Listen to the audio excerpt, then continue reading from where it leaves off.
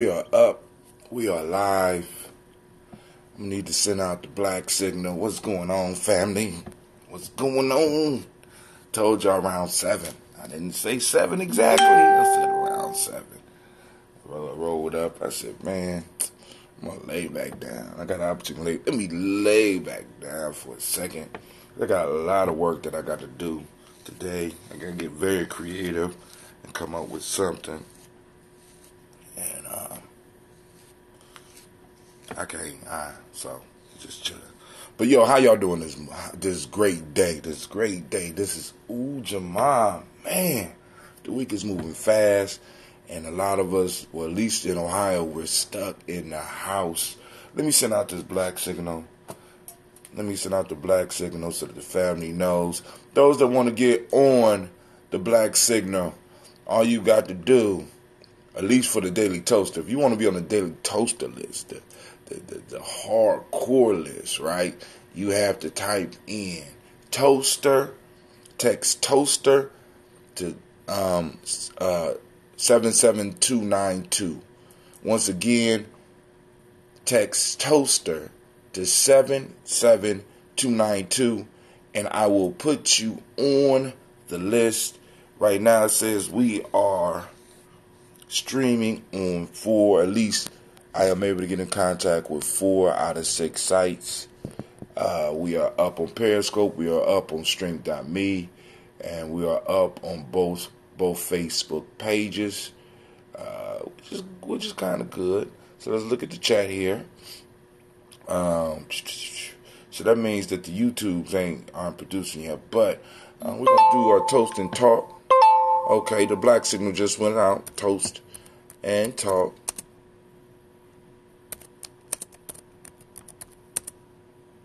Want to call in 614-556-4535. Boom. Put it out. Well, it said it went to the YouTube channel, but I don't see how it went to the YouTube channel when we're not actually streaming on the YouTube channel yet. Alright. Oh, now we're streaming on the YouTube channel. Alright. We got one person on Gye-Nyame Journey. Great looking out. Good to see you this morning. So it went out on, but it say I'm only connected to 4 out of 6. I wonder why that is. Let's see. Oh, it's not up on this is cold. Sometimes it's cold start. So I'm not up on the Facebook chat. Alright, so I'm going to take care of that. So let me make sure that I'm not neglecting my family on Facebook. I need to go and pull up my Hootsuite.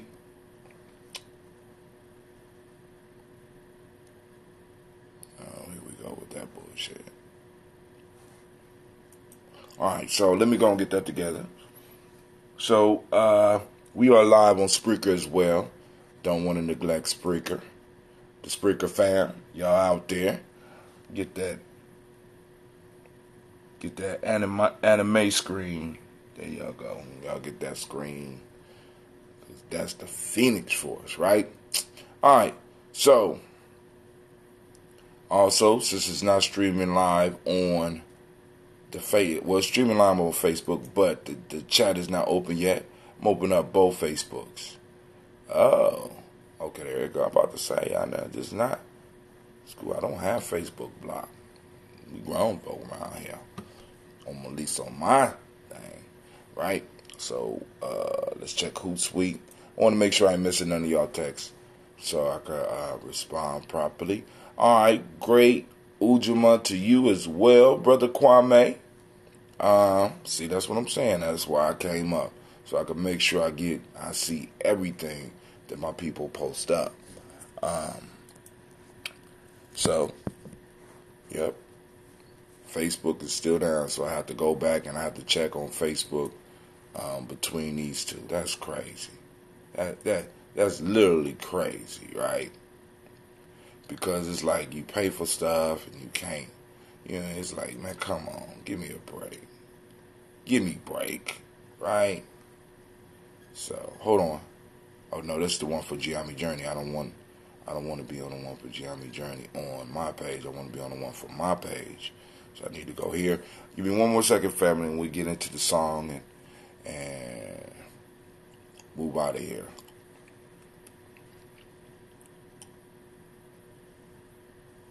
There we go. We are on episode 1223. Episode 1223. Oh, I said around 8 a.m. I might have sent out 2 different messages. Is it 8? Goddamn, it's 8. I thought it was 7. All right. Goddamn. Okay, around 8 a.m. That's what the text say. All right. So I was right on time. I guess I'm cool, right? So, all right. So now I'm able to watch and see everything that pops up. All right. So, family, once again, I want to welcome you to the Congregation of the Mighty, the place where your hustle builds muscle. This is Gye-Nyame Journey Media. Mixing it up a little bit. I like that, girl. I like that. Right? This is a Heart of a Simple production. Of course, you know this is the Daily Toast, where we strive to blow up your old paradigm.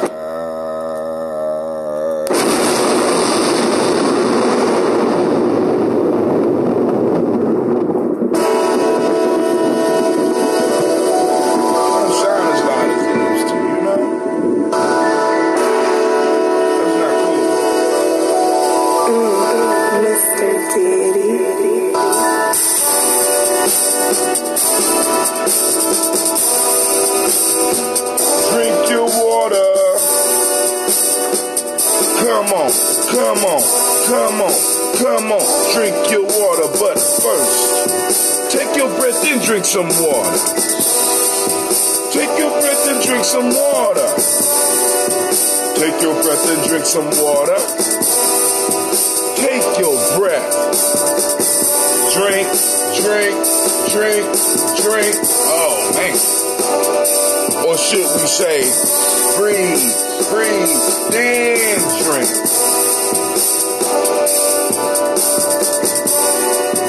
Grab your glass for some water.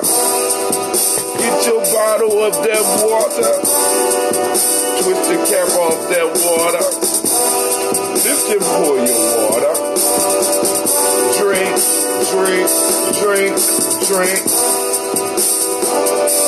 Or should we say, lift, pour, then drink. Don't put the time on, yeah. Grab your, move your body, drink some water. Stretch. Move your body and drink some water. Move your body and drink some water. Just move your body.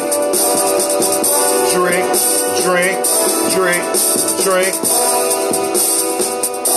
Or should we say, move, then drink. Now raise your glass and toast your ancestors. Now raise your glass and toast your ancestors. Now raise your glass and toast your ancestors. Just raise your glass. Drink.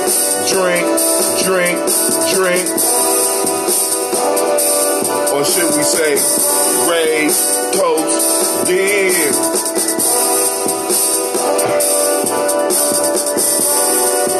Take your breath. Lift and pour. Move your body. Toast your ancestors. Breathe, lift, move, drink. Breathe, eat.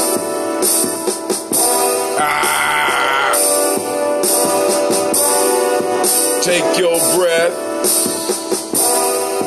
Lift and pour. Move your body. Toast your ancestors. Let's drink it.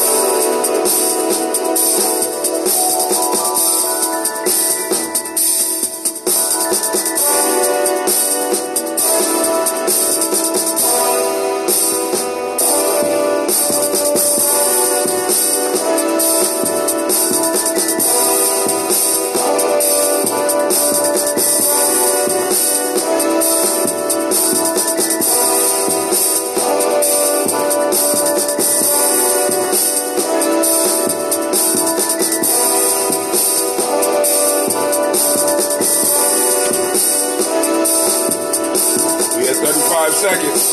33, 32.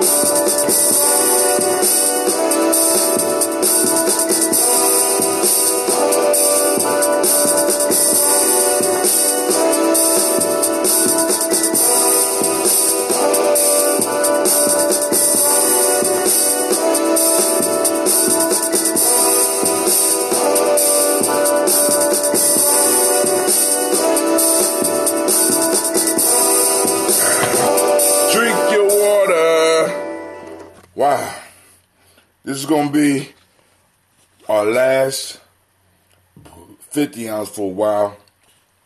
So I went to the store to go buy the 50 ounces. I guess they caught wind that I wanted them. So there wasn't that in the store. I ain't going to take it personal. You know what I'm saying? But I went to the store and all of a sudden they wasn't there. And I can't help but to think. Conspiracy. Then I went to the lasagna and all the veggie lasagna was gone.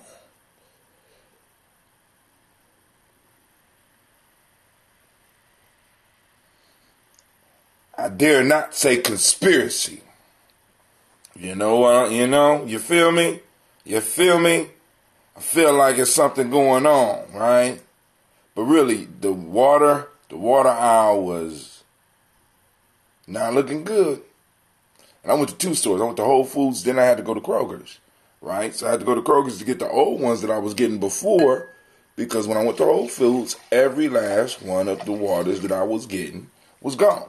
So then, they had nothing I wanted up there today. I was like, oh my God, what's going on? Is there something I'm not aware of? Is something going on that anybody out there know what's going on? Is there something going on that I need to be worried about?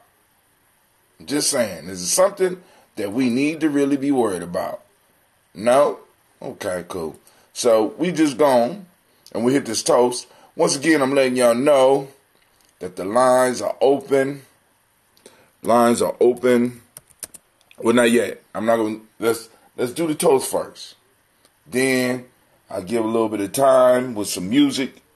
And then if people want to come on the lines, we can. If not, I understand. Because it is kind of late. You know what I'm saying? Because a lot of people are at work. And, they believed it was too cold for the children again. So, at the crib, I have to get ready for rock and roll call. And so I'll spend some of this day doing that. But we still are able to have our conversation if anybody is free enough to call in and want to have a talk. I already posted the number up on YouTube. Let me post the number up on Spreaker. Call in.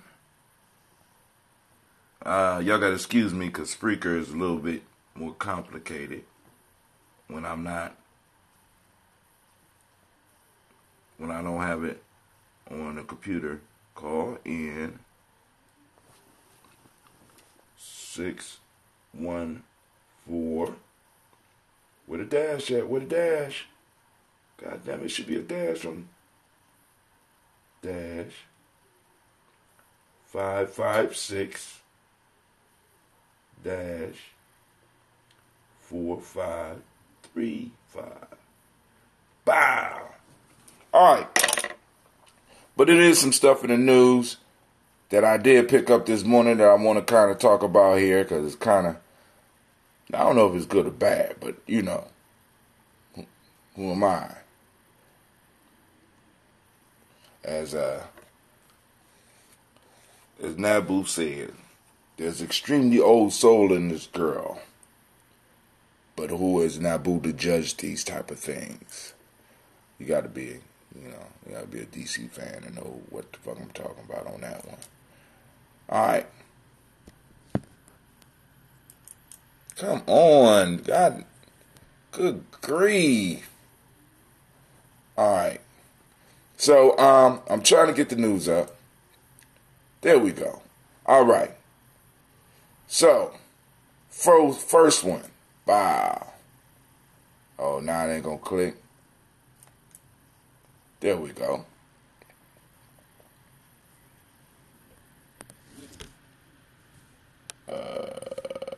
hope it opened up another window.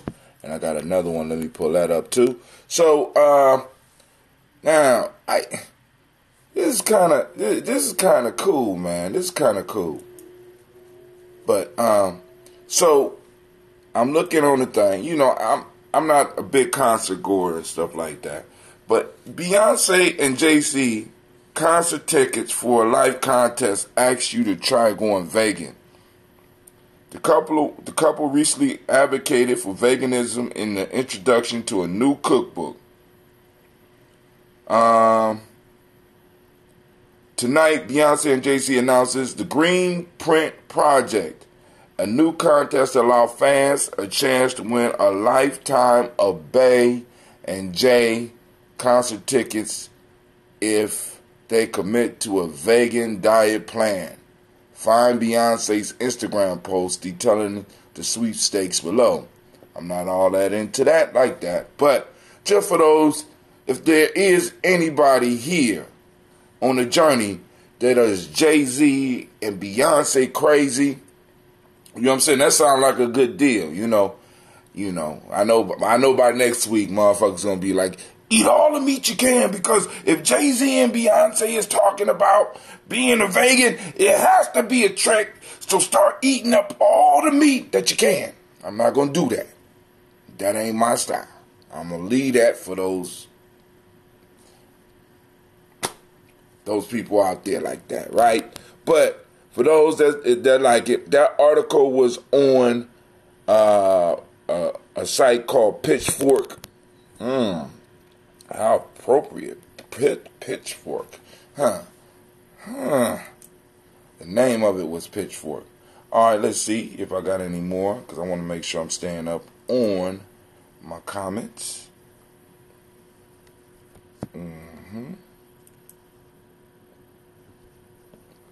Alright. None there. Alright. Let me go back over to... Alright. So... now, I'm not connected on none. What's going on here? Let me reset it. This is going to blank it out for a little while, family. So, that's just how it goes. Alright, so, first, giving honor to the creator by whatever name you choose to call the creator. We lift up our glass and we say, Ashe. Once again, it's only 4 out of 6. So I wonder why it's not reaching... Facebook. So from there, family, we move to the stars of the show.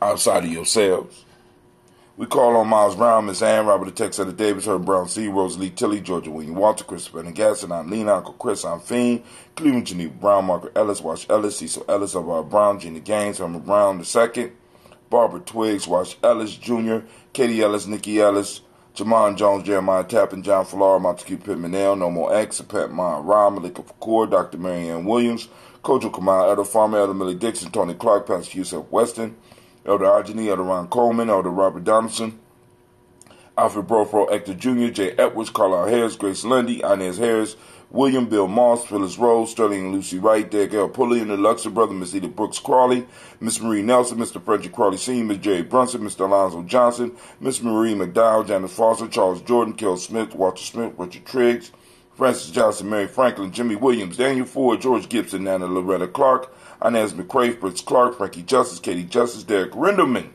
Virginia Rogers, Reverend J. Smith, Lois Henderson, Kevin Spratling, Mary Elizabeth Walker, Raymond Walker Sr., Sarah Jane Carter, Michael Ford Jr., Kellen D. Russell, Susie B. Smith, Teresa Clay, Melvin Dale Hodge Jr., Herman Copeland, Mildred Copeland, Jenny Clay, Bird Beatty, Sarah Well, Levita Farmer, Agosa Sue, Cheryl Harvey, Aunt Charmaine, Aunt Evelyn, Theolis Hasbury, Harvey Hasbury Sr., Leonard Dickinson, T.C. Islam, Terrell Dunbar, Will Thomas, Sarah Berry, Mark Walsh, Merle B. Thornton, Pearl G. Thornton, Ida Johnson, Flores M. Carter, Joanne Thorne, Erica Tricia Lewis, Juanita Wright, Robert Wright, George Wright, Mary Eliza Frederick Davis, Mary Elizabeth Rogers, Mary Esther Keechler Reese, Linda Washington Hammonds, Jarrell Giles Watson, Sparrow, Slimmy, Selvin Lewis, Andrew Holmes, Pearl Moore, Percy Moore Jr., Mildred Owens, Booker T. Bolden, Charlie Hunt, Sammy Stover, Hilda Pearson, Sturgeon Thornton, Richard Thornton, Lavinia Hall, Freeman Banks, May Moss, Ophelia Peacock, Willie Thornton, Napoleon Kennedy, Mark Ramsey, Paul Ramsey, Matt Ramsey, David Ramsey, Charles E. Thornton, Frankie Quells, Urania Thornton, Bernice Quells, Ernestine Jackson, Frankie Johnson, Teresa Mormon, Leon Johnson, Charles Bell, Vivian Ramsey, S.C. Johnson, Delrita Johnson, Leon Johnson, James W. West Sr., James Parham, Dana Jones, Henry World, James Farmer, Mary Chavez, Leon Grace, Bessie Johnson, Hallie Levester, Mary Moreland, Paul Moreland, Elder Caleb, Rosemary Martineer, Elder Amatet Wellman, Fred Douglas Triggs Sr., Thelma Triggs, Thomas and Lula Berry, Lacey and Eleanor Howe, Frank and Russell Davis, Fred Douglas Triggs II, Vina Triggs, Reverend Eddie Moore, Helen Fuller, Eugene Jackson Sr., Richard Ellis, Silas Alexander, Charles Maxwell, Percy May Alexander, Arthur Reynolds, Stanley Lockhart, Ricky Lockhart, William Lockhart, Woodrow Lockhart, Brenda Porter, Deacon Hargrove, Carla Sawyer, Andrew Parker, Doris Donald, Ellis Murphy, D'Amico Russell, Diddy Ma Ayers, Jean and Ruth Jones, Jana Callahan, William Walter West, Nigella Parrish, Elder Basiji Falani, Jim Robinson, Gladys Johnson, Valerie Clark, John and Mary Sullivan, Dirk Johnson, Antonio Johnson, Delise Waters, DeFritis Hines, Inez Bostic, and the Bostic, Winifred Scannabay, Wilson Headley, Elma Hines, Phyllis Lee, Eugene Spratling, Calvin Spratling, Charles Wooding, Penny Brown, Roy Lee Printup Jr., Miriam Johnson, Wilbur Longmire, Eda Catney, Dennis Carter, Michael Carter, Leon Peanut Carter, Margaret Carter, William Carter, Lisa Jordan, Charles Lee Mosley, Dorothy R. Blair, Ransom Evans Sr., Sam Evans Sr., Nalon Blair Sr., Edward Stevens, Sue Ann Stevens, Joe Davis, Timothy Butler, Gene Holmes, Dana Jones, Peter Charles, Christy Nichols, Cardinal Robinson, Rosemary Charles, Ada Pearl, Bob Ingalls, Jack Wallace, Warren M. Finch, Warren P. Finch, Tim Ingalls, Audrey Finch, William Billingsley Jr., Jennifer Sensenbaugh, Hazel Gasson, Jerry Brantley, Brian Watson Jr., Kaniko Parsons, Jason Cathy Bradford, Thomas Bradley, also known as Uncle Buki, also known as Gypsy, Reverend Roosevelt Word I, Stacey Trice, Frank Smith, Mother Bertha, Michael Leonard, David Brown, Ruth Carter, June Cox, Ruth Cox, Paula Cox, Ronald Irvin, Judy Hubbard, Irene Johnson, Francis Booth Jefferson, Dan Wilkinson Sr., Emma McClendon, Jerry Doyle, Amina Robinson, Mary Nichols, Patricia Williams, Shabaka Teray, Greg G2 Gibson, Donna Hill, Richard Gleavis, Lee Irby, Tommy Irby, Boy Irby, Jim Gaucher, George and Hallie Johnson, Archie Margaret Armstead, Diane Scott, Erica Armstrong, Claire Fox, Gene Evans, Archie Beck, Anna McGill, Charles McDaniel, Christine Cottrell, Aunt Becca, Alice Arnold, Arthur Arnold, Hattie Reed, Charles Reed, Eula and Andrew Baker, Patricia and Edwin Brooks, Gwendolyn and Bob Hatch, Kimball Vernon, Bradley Kim, Janie Hare, Tubby Kate, Spencer Sturgis, Sally Mae Baker, Ethel Baker, Creola Baker, Geneva Baker, and Eno Baby Hatch, Hatch Sr.,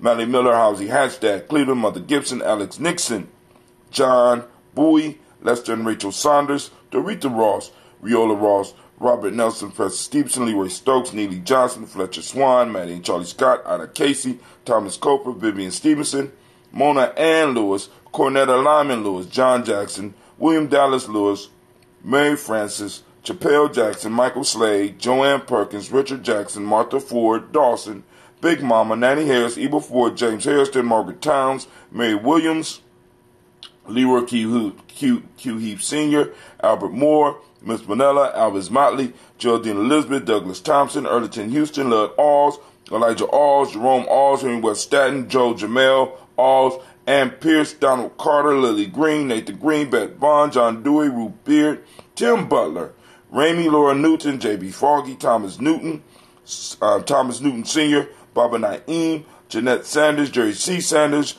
Roy Pruitt, H.J. Brantley Sr., Henry Wilson, Rufus Jenkins, Minnie Wilson, Catherine Sanders, Muriel Ellis, Elizabeth Sanders, Henrietta Irby, Mildred Armstead, Margaret Armstead, Catherine Anthony, Ruby Brown, Charles Walker,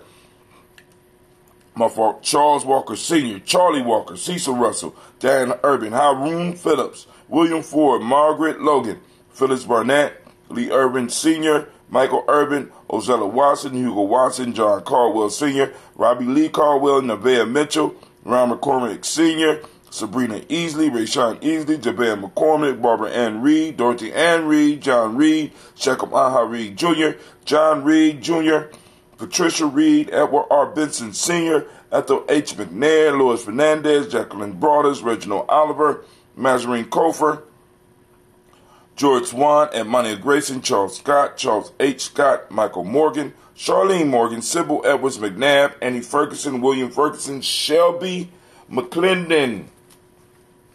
Going to our book, Joella Giles, James Carswell, Liberta Adams, also known as Aunt Sis, and Elder Shaka McNair, and Anthony Brown. Just checking to make sure there's no new ancestors on the list, because you do have the ability to add. Let's see. No. Can you see Facebook? Yeah, I can see it right now. Used to like Jay in the 90s. Folks panicking because of the weather. Yep. Oh, you talking about as far as the water. Yeah. Only my water was gone. That's why I'm saying conspiracy. None dare call it conspiracy. Right? Only my water was gone. Not everybody else's. All the other water was there. But my water was gone. Just messing with you. All right. But so it's a pleasure to read out the ancestors' names once again. My fault. Where we at? Shouts out to Sister Cynthia. Thank you for joining us. Of course, shouts out to Brother Kwame. Let's see, who else? Anybody else? Nope. All right. According to Restream, even though the chat is not active, I don't understand that shit, right? They tell me, how many viewers you got and all that. So we lift up our glass to our ancestors. We say Ashe. From there, where do we go? Family, we go to the present moment. In the moment is our power. In the moment is where we make our pledge, where we make our pact with our ancestors, as well as our future generation, because we got to handle business in the now. This was crazy, right? The way things are going now, if we don't handle our business in the now, they will erase our ancestors. I mean, we really need to think about this. This is what revisionist history is about. You know what I'm saying? They go in and they'll change it. Like, I'm understanding in certain southern states, right? They don't say slavery no more. They call them immigrants. Workers. They're erasing us out of history, family. You know what I'm saying? They cleaning it up, right? So that, what you niggas complaining about? We all immigrants. Family. I'm trying to get Gye-Nyame ready so that when we run into people like that, you know what I'm saying? You give them a verbal ass whooping. Dog. Hold on. Back it up. We ain't come. Because y'all didn't, if you did know, y'all didn't come through New York.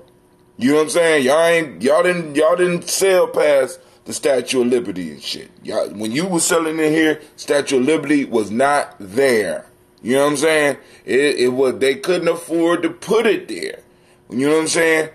Till you came, right? The capital, right? The money maker. You know what I'm saying? We got to be clear about this shit, right? Because they will write us out of history. Like I said, do not allow people to take our people and be like, y'all was immigrants. Shit. All right, there's a couple of qualifications that come with the immigrant thing. Like, first off, wanting to come, right? First thing, right? Wanting to come. Choosing to come. Right? Come on now. Right? So then, like, there's an article that I saw also this morning that hit on this piece, because a lot of times they like with Sally Hemings, they say that Sally Hemings was Jefferson's mistress. I want that to soak in. Can anybody tell me what's wrong with that? Sally Hemings was Jefferson's mistress. Come on now, somebody. Because, you know, I run with an intelligent bunch. Somebody point out, please, tell me what's wrong with that. What's wrong with that? What's wrong with that statement? Anybody? Because I'm gonna let that one sit there for a minute. Because this is what I mean by, if we don't handle our business in the present, we'll lose our past, and in a sense we surrender our future. See, we ain't got time to be fucking around. We ain't got time to be playing. We have to get down and dirty in the moment. We got to hustle. Like I say, the hustle builds muscle. We got to get and we got to do it, family. We got to do some serious nation building. We got to do some serious cultural stabilization. We got to take care of ourselves, because if not, they will erase us out of history. Now, I'm going to tell y'all, since nobody posting up, what's the problem with calling Sally Hemings Jefferson's mistress? Well, first off, she was Jefferson's property.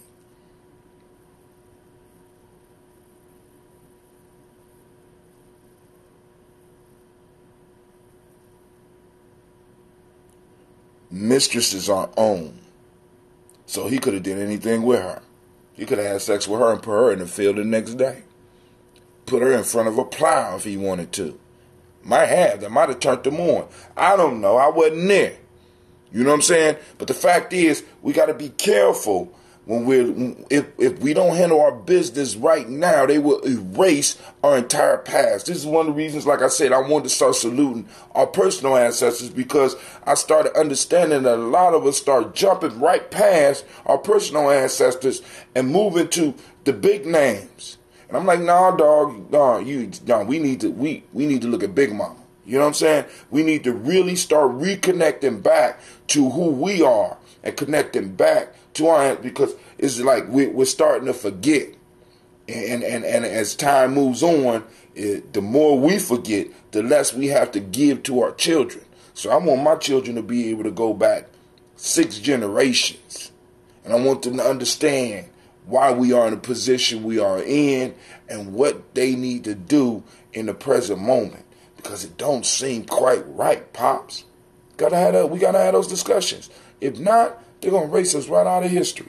And if they erase us out of history, we lose a major, we lose the thing upon which we're standing.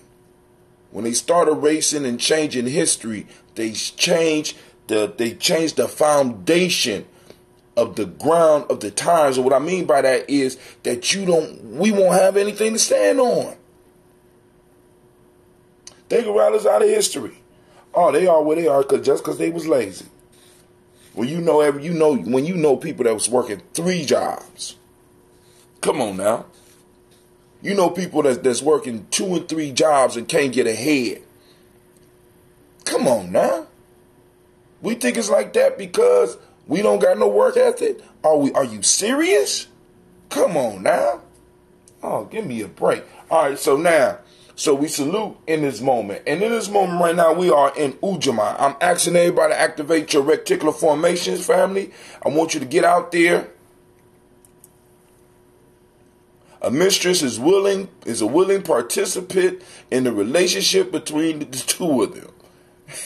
She was forced. You know, can you add my ancestor, Jonathan Ford? Yes, I can.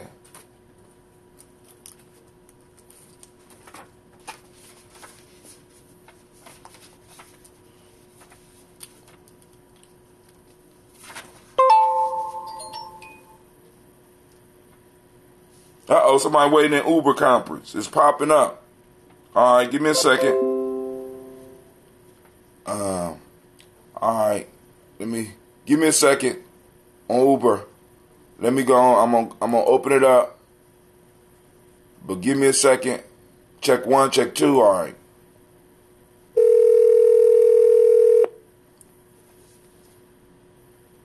This call is being recorded. Great day, somebody on the line. Good morning, it's Cynthia. I didn't know if you could hear or see my comments on Facebook. Yeah, because I gotta go back and forth. So I just went back. I'm writing down your ancestor right now. Oh, okay. So, somebody else is on the line. Who else on the line? Quasi Low. What's up, man? What's happening? Yeah. I'm almost finished with this toast, and we get into the conversation. And like I said, we take it in the direction y'all want to go. You know. So we are in Ujamaa. I'm asking everybody to activate your reticular formation and look for Ujamaa in the community. We hunting Ujamaa today. Cooperative economics, for those that don't speak the language. The modern principle of reciprocity. The M7 that we teach is gratitude. The color is green. I don't have my green cert right now, but I do have it available. We have polarity as the Hermetic law today. Male name for the day is Yah. Female is Yah. All right? So we lift up our glass to salute this moment, and we say Ashe. From there we move into our children, our children's children, on to infinity. Because if we don't handle our business, they won't have nothing to stand on. We are the fertilization. We are the fertilizer for our future generations. We are the dust that make the bricks upon which they stand. You know what I'm saying? So, family, we got to handle our business. We lift up our glass. We say Ashe. From there, family, we move to all of our relations. We say Ashe. From there, we move to this is your moment. This is your selfish toast. I raise my glass to you once again. What is it that you need in this moment? We say Ashe. Last but not least, I salute the most magnificent, powerful, beautiful, inspiring individual in the room, and it just happens to be you. Stop looking around. I'm talking to you. Accept it, love it, embrace it, and we say Ashe, Ashe, Ashe. All right, family, we can get this conversation popping. Y'all see how I got through it. Once the family called in, I had to rush through it. They done knocked me. My computer done knocked me off again. I'm back up. I'm sorry. Can you hear me? This conference is being recorded by the organizer. Hello? Can you hear me now? Welcome back. Yeah, man. Y'all better stop. Somebody kicking me off. I don't like it. It's that good juju. Man, y'all need to... Oh, before we go any further, tonight we have a show. And this one is Tribal Quotes. The quotes for this week are from day 58. And here we go. They who await no gift from chance have conquered fate. That's Matthew Arnold. Nobody can hurt me without my permission. Mohandas Gandhi. We're going to talk about that one. Shit. That which did not... Huh? You giving options? Oh, no. This is for tonight. That's all one? Huh? No, that was no. So the first one is, they who await no gifts from chance have conquered fate. That's number one. Matthew Arnold. The second one is, nobody can hurt me without my permission. That's from Mohandas Gandhi.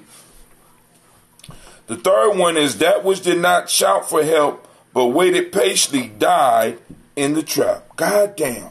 That's from Kenya. Those who did, say that last one again. That which did not shout for help but waited patiently died in the trap. Ooh, okay. Ooh.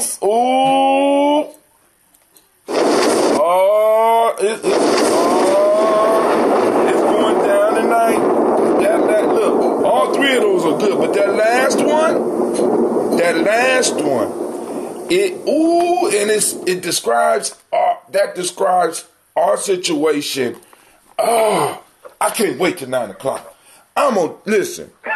Y'all better, tell your family, tell your friends. I'm gonna tear that motherfucker up.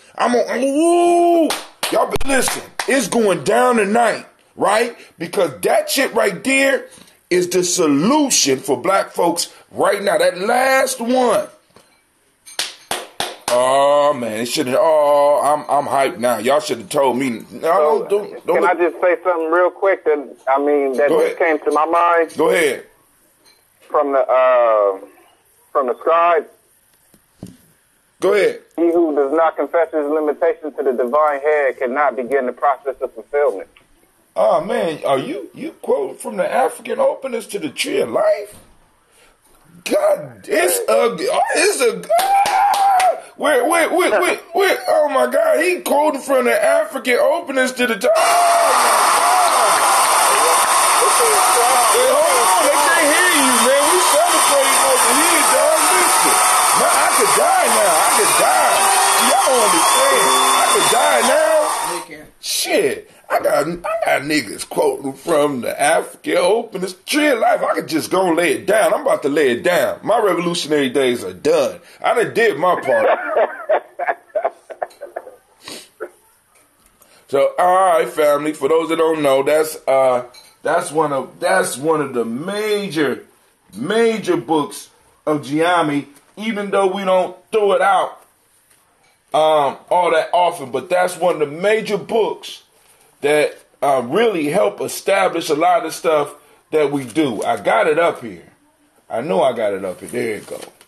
That's the African openers to the Tree of Life. If you're interested to get a copy, if you go to Gye-Nyamejourney.com on your computer, if you go on your computer and you look on the right hand side, we have a book list on the side. This is the first book to get.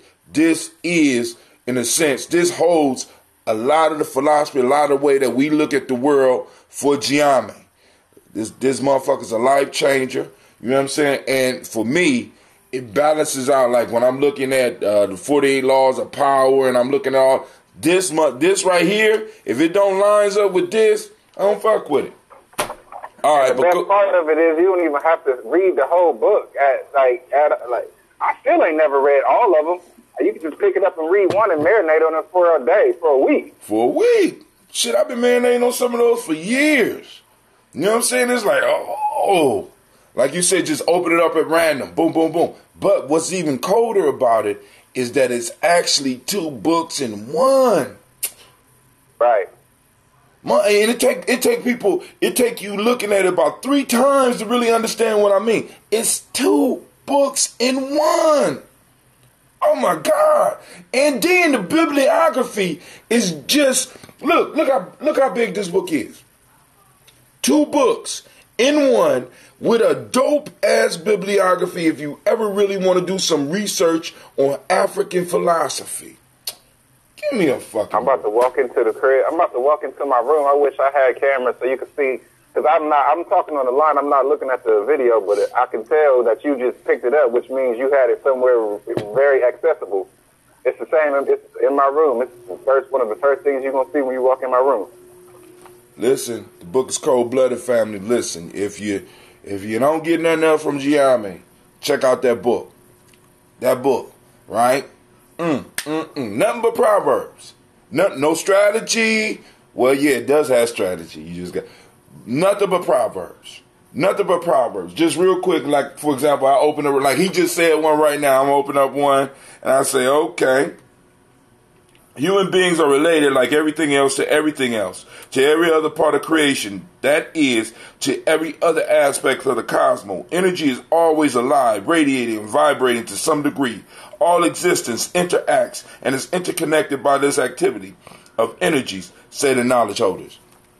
Shit, I can sit up there and boom, boom, boom. I can scribe on that one for a long time. I can scribe that one down. I can sit down. I can write my thoughts on that one and boom, boom, boom. All of a sudden in my life, something happens where that shit clicks. Clicks. So,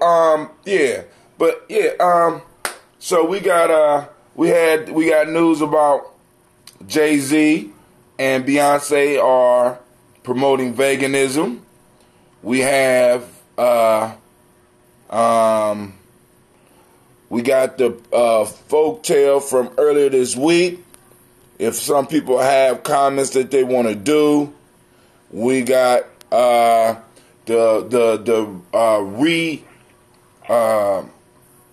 revisions in history that are popping up all around us, and if anybody, you know what I'm saying, that we have to really pay attention to. You know what I'm saying? Because I know a lot of people just letting this shit slide right by them.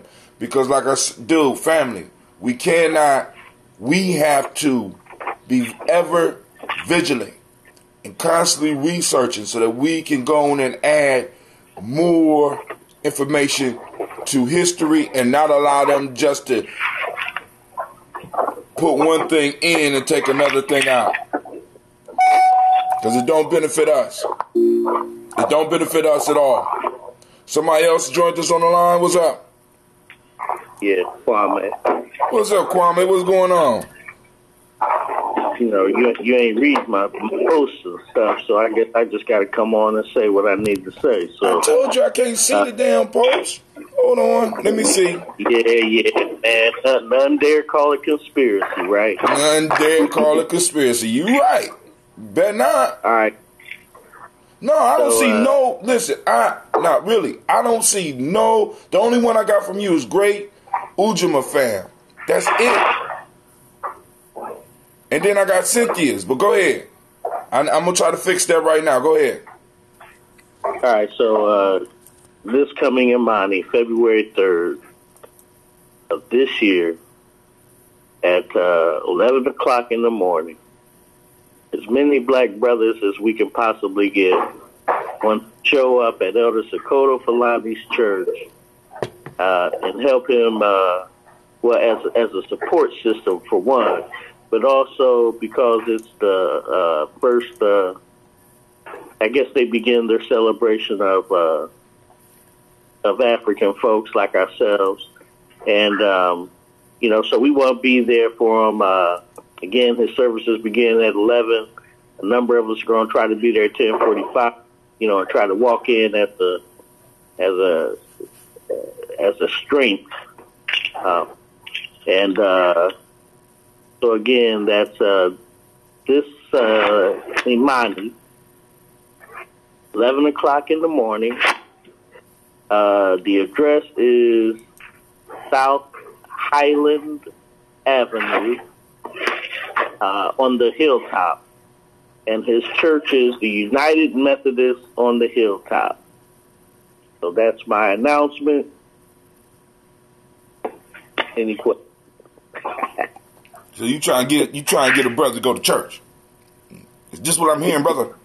Don't clear What kind of church is it? Well, I shouldn't ask that. I asked that off the line. You missing the point, bruh.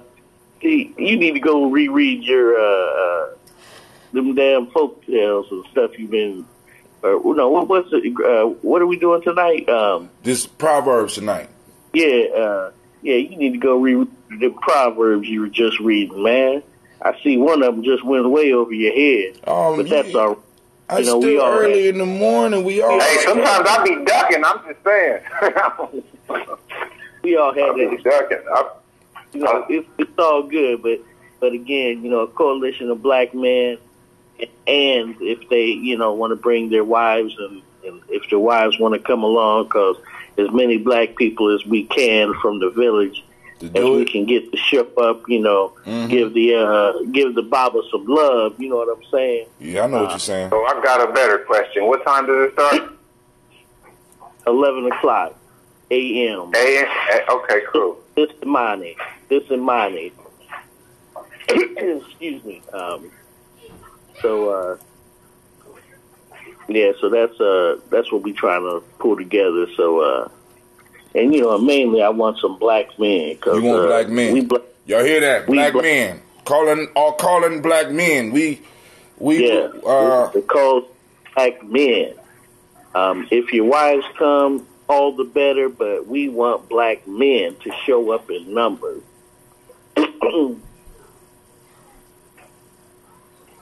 All right. So we're going to keep announcing it. Then also I'm going to have to put that on the Black Signal as well. So we'll go on and talk about that. And look, we'll send it out. I don't know whether you think it would be better to send it out on Nia or Kaumba to send it out. You know what I'm saying? Well, the fact that the fact that you were sitting it out is, I mean, I know you got my back, so that ain't even a question. But yeah, well, that was the question on none dare call a conspiracy, but that's cool.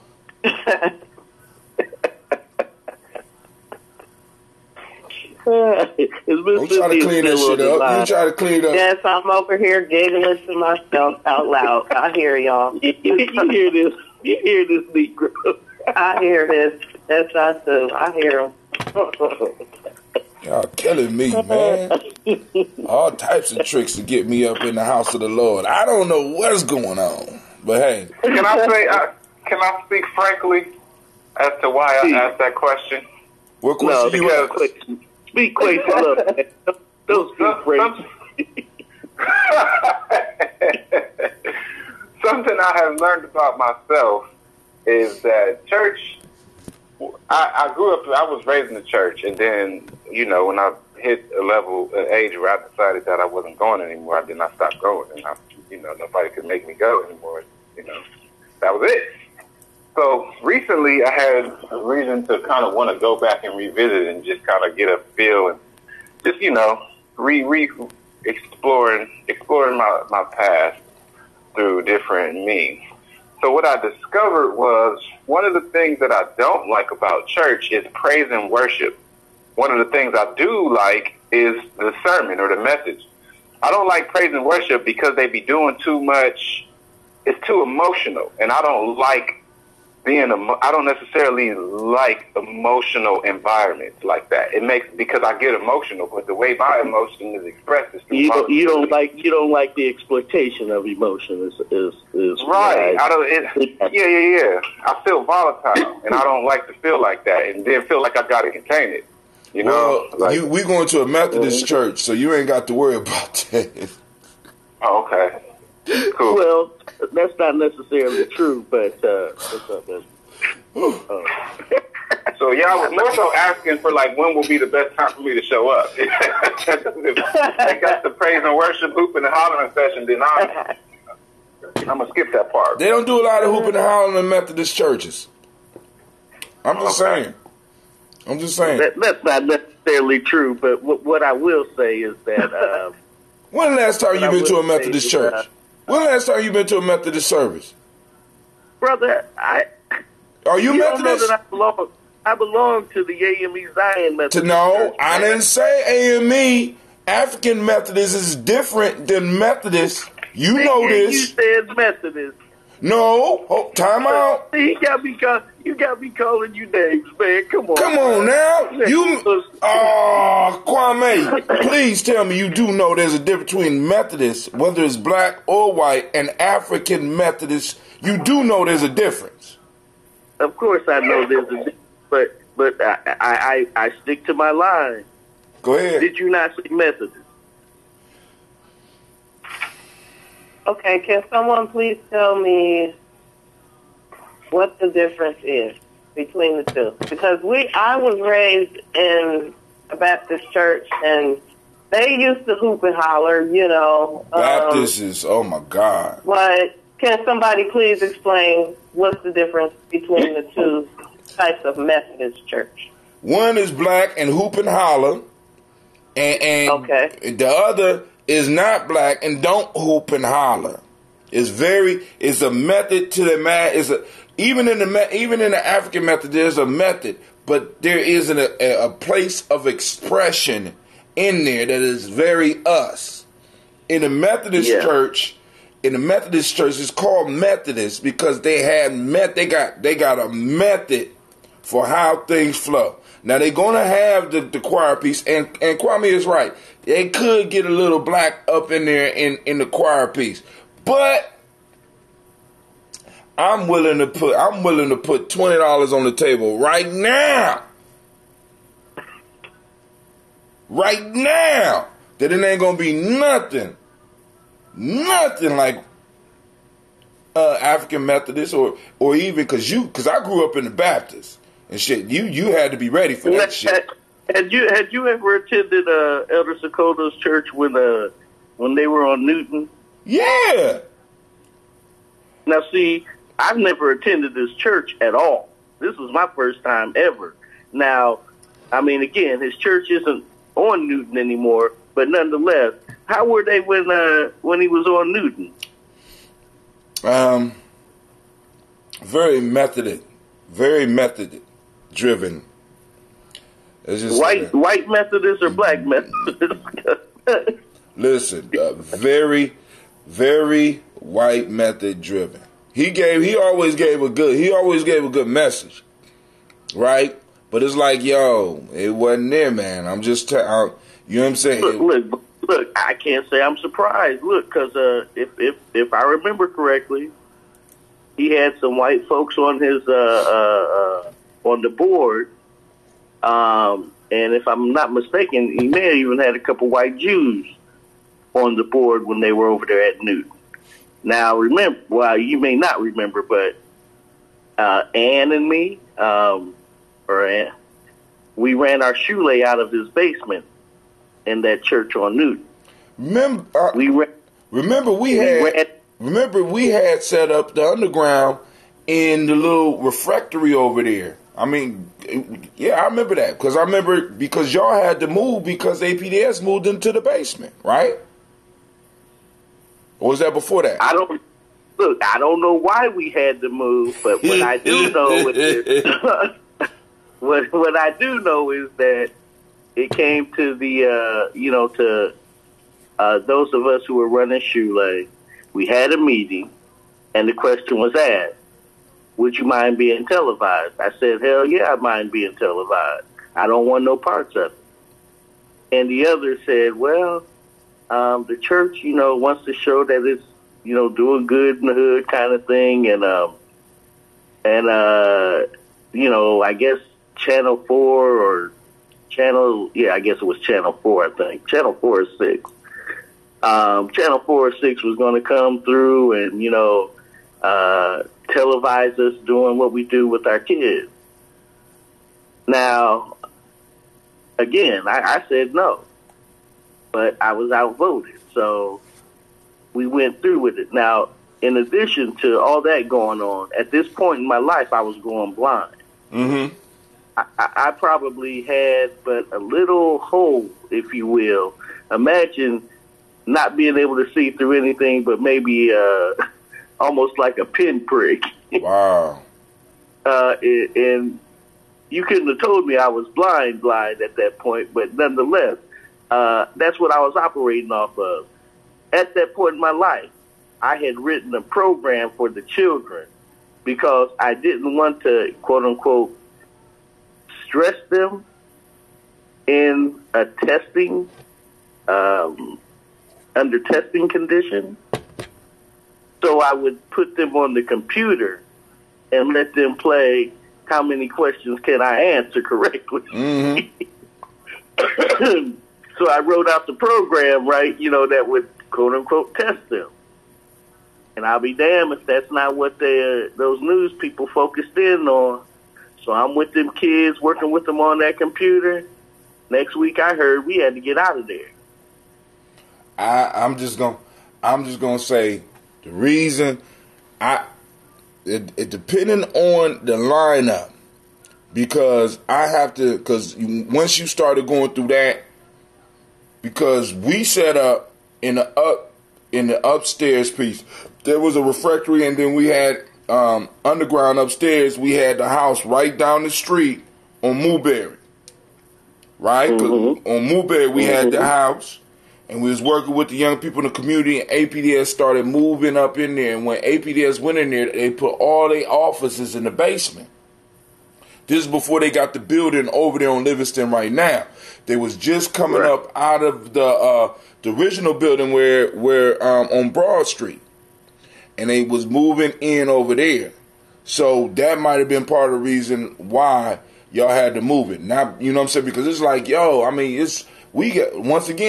we got to get our history, and we got to look at our personal histories so we can see what lines up, what don't. Check this out. So, okay, let's say that was happenstance, right? So there was a legit reason we had to move out of there. That wasn't legit. I'm just saying, that wasn't legit. So we go downtown, right? I don't know. Do you remember Liz Peavy? I remember the name. Now, Liz Peavy, we knew her from Oberlin. And then she was working here at Columbus State. And we had made contact with her, and she heard of what our problems were. And she said, well, let me speak with the owner of this building downtown where I have my offices. And he may, allow you to, work out of there. So I forget what the brother's name was, but he had this nice open space where we could, run our shoelay out of. And we got down there, man, and ran shoelay for about a month. And then next thing we hear that brother was getting audited. And we had to leave. So y'all was doing good work. Unfortunately, good work means you're going to have the feds on you. They're coming for you. They're coming. You know what I'm saying? Y'all doing good work. And we got to be clear about that. Good work means getting audited. Good work means, you know what I'm saying? But now, and then also, because part of the issue, and it's like, y'all had to move, and a lot of those reasons were legit. Wasn't legit at all. You know what I'm saying? And it's it's cool, man. It's like, but it's water under the bridge, but it's a lesson. Lessons learned. Right. You know what I'm saying? Lessons learned, So it's like, oh, man, because why did y'all originally have to move out there? Didn't y'all start at the African Center? Absolutely. And why y'all had to move up out of there? Monies were being called due. Now, the history is that, it's a... Hold on. Let me say, hold on. For those that don't know, a shule was like a school that was done on Kumbas. It was a school that they had set up for the community that could have grew and expanded into something. Now, this was before the days of charter schools. And the focus was math and science. Right. This is before charter schools. So they would come together on the weekends, bring all of these educators together, and start working with the children for the first part of Kuumba. So, this is long before charter schools, but go ahead, brother. So in short, because I don't want to go into a detailed history of that mess, and chances are I don't even know the full history. And I'm pretty sure I don't know the full history. But where we came in is... I don't remember. Do you remember Sister Lou, right? Mm-hmm. And you remember I think it was Brother Ed, who was selling books out of there at that time. And so Brother Ed went off to Atlanta somewhere. And then Sister Lou was basically footing the bill out of there. Right. Without help from the...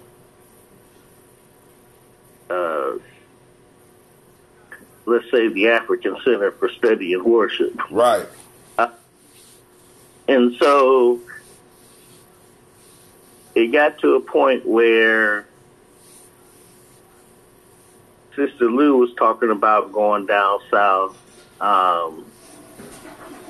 And I don't remember the order of things at that point because, again, we're trying to make our Saturday school work and everything, and and it was working really well.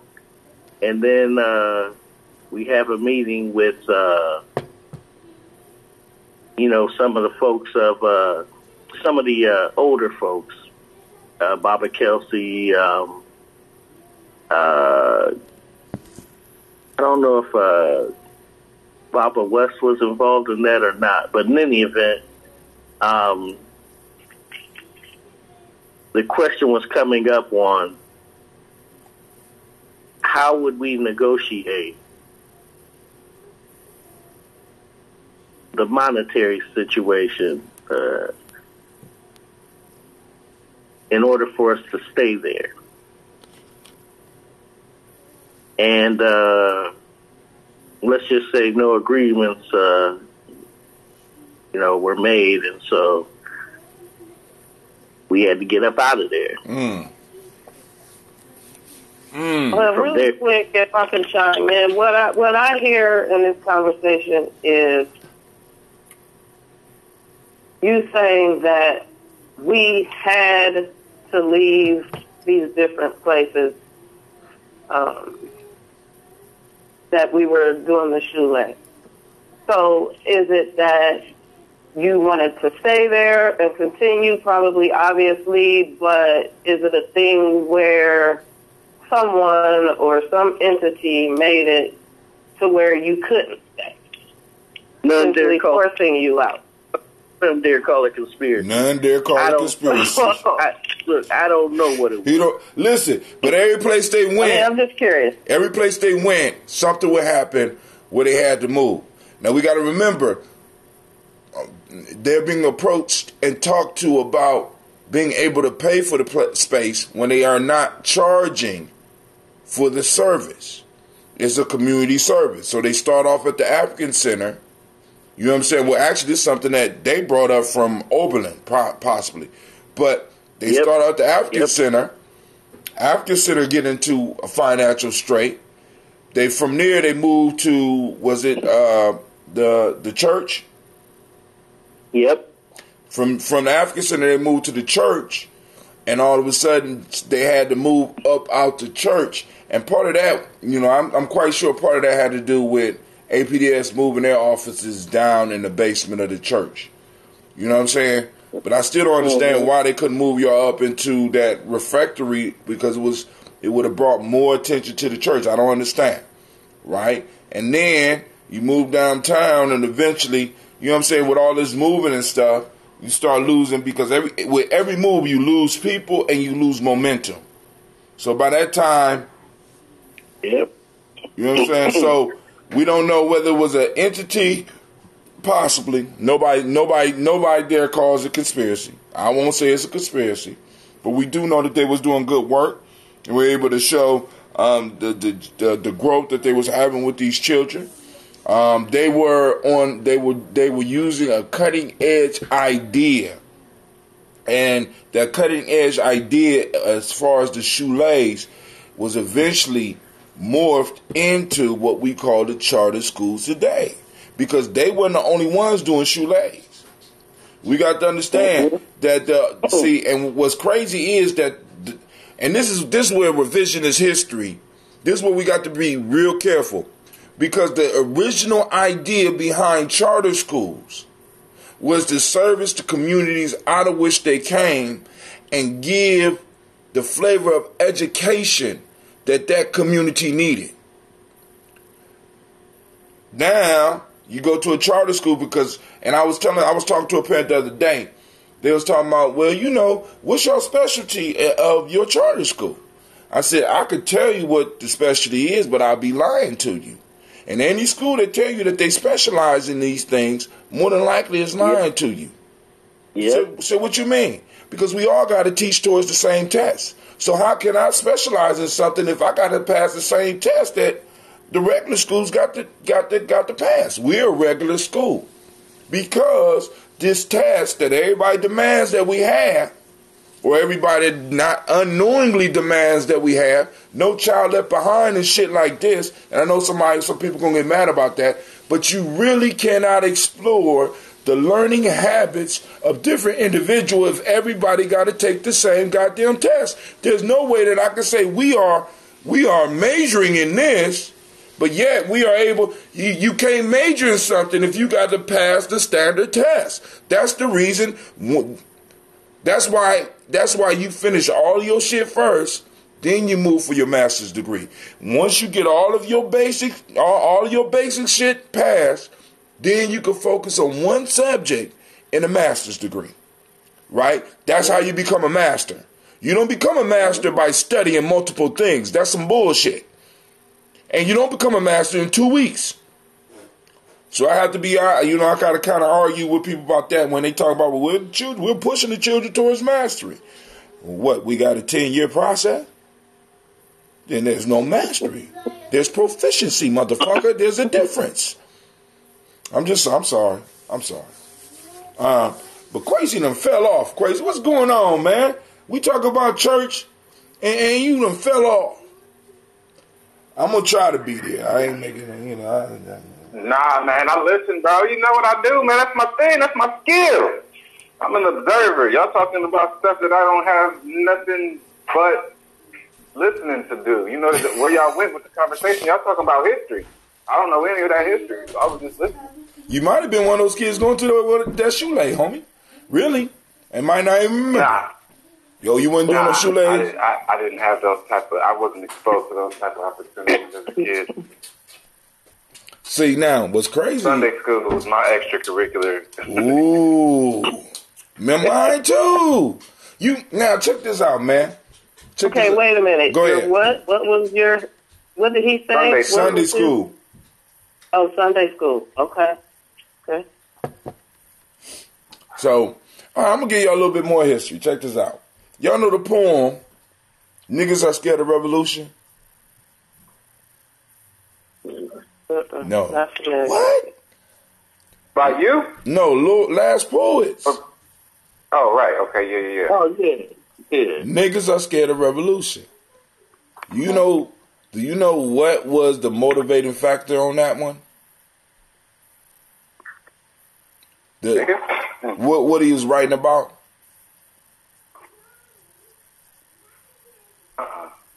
All right. First off, the one that wrote that was Hassan. The one, what's the? I call him my uncle, and I can't remember because I remember his real name. But anyway, he said he wrote that shit. Not it said. Okay. His last name is Hassan.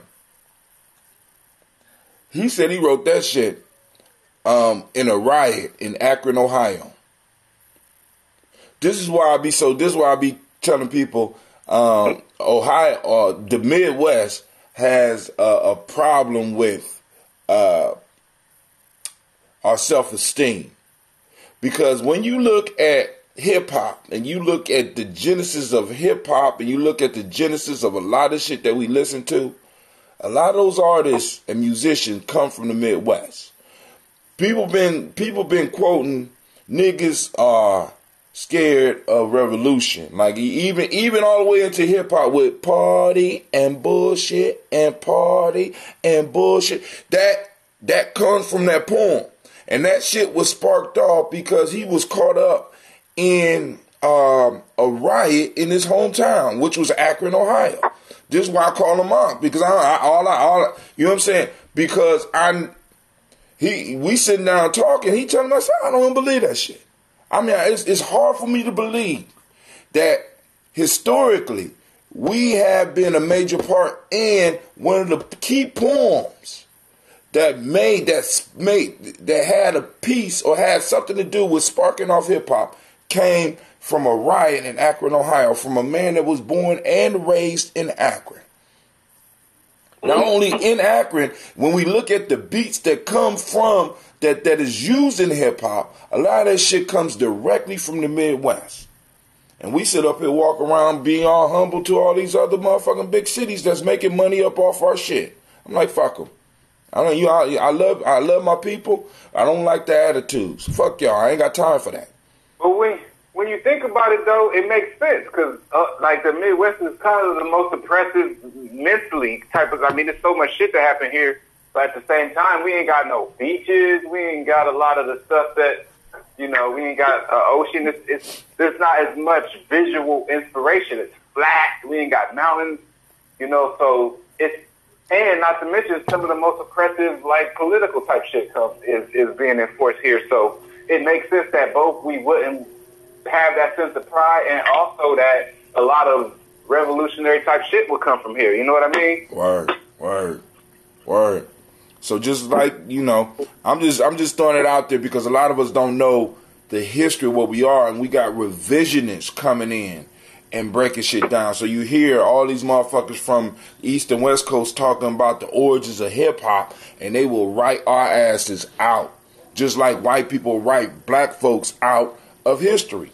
I'm like, yo, fuck that. I'm standing up for the Midwest. I'm standing up for where I'm at. I'm standing up for my people. I don't got time for all the fake bullshit because all around us right now. Like, for example, it kind of breaks my heart that we can have a discussion and say that all of us are immigrants and nobody get up in the crowd and be like, that's some bullshit. You know what I'm saying? We're all are immigrants and we all the same over here in America.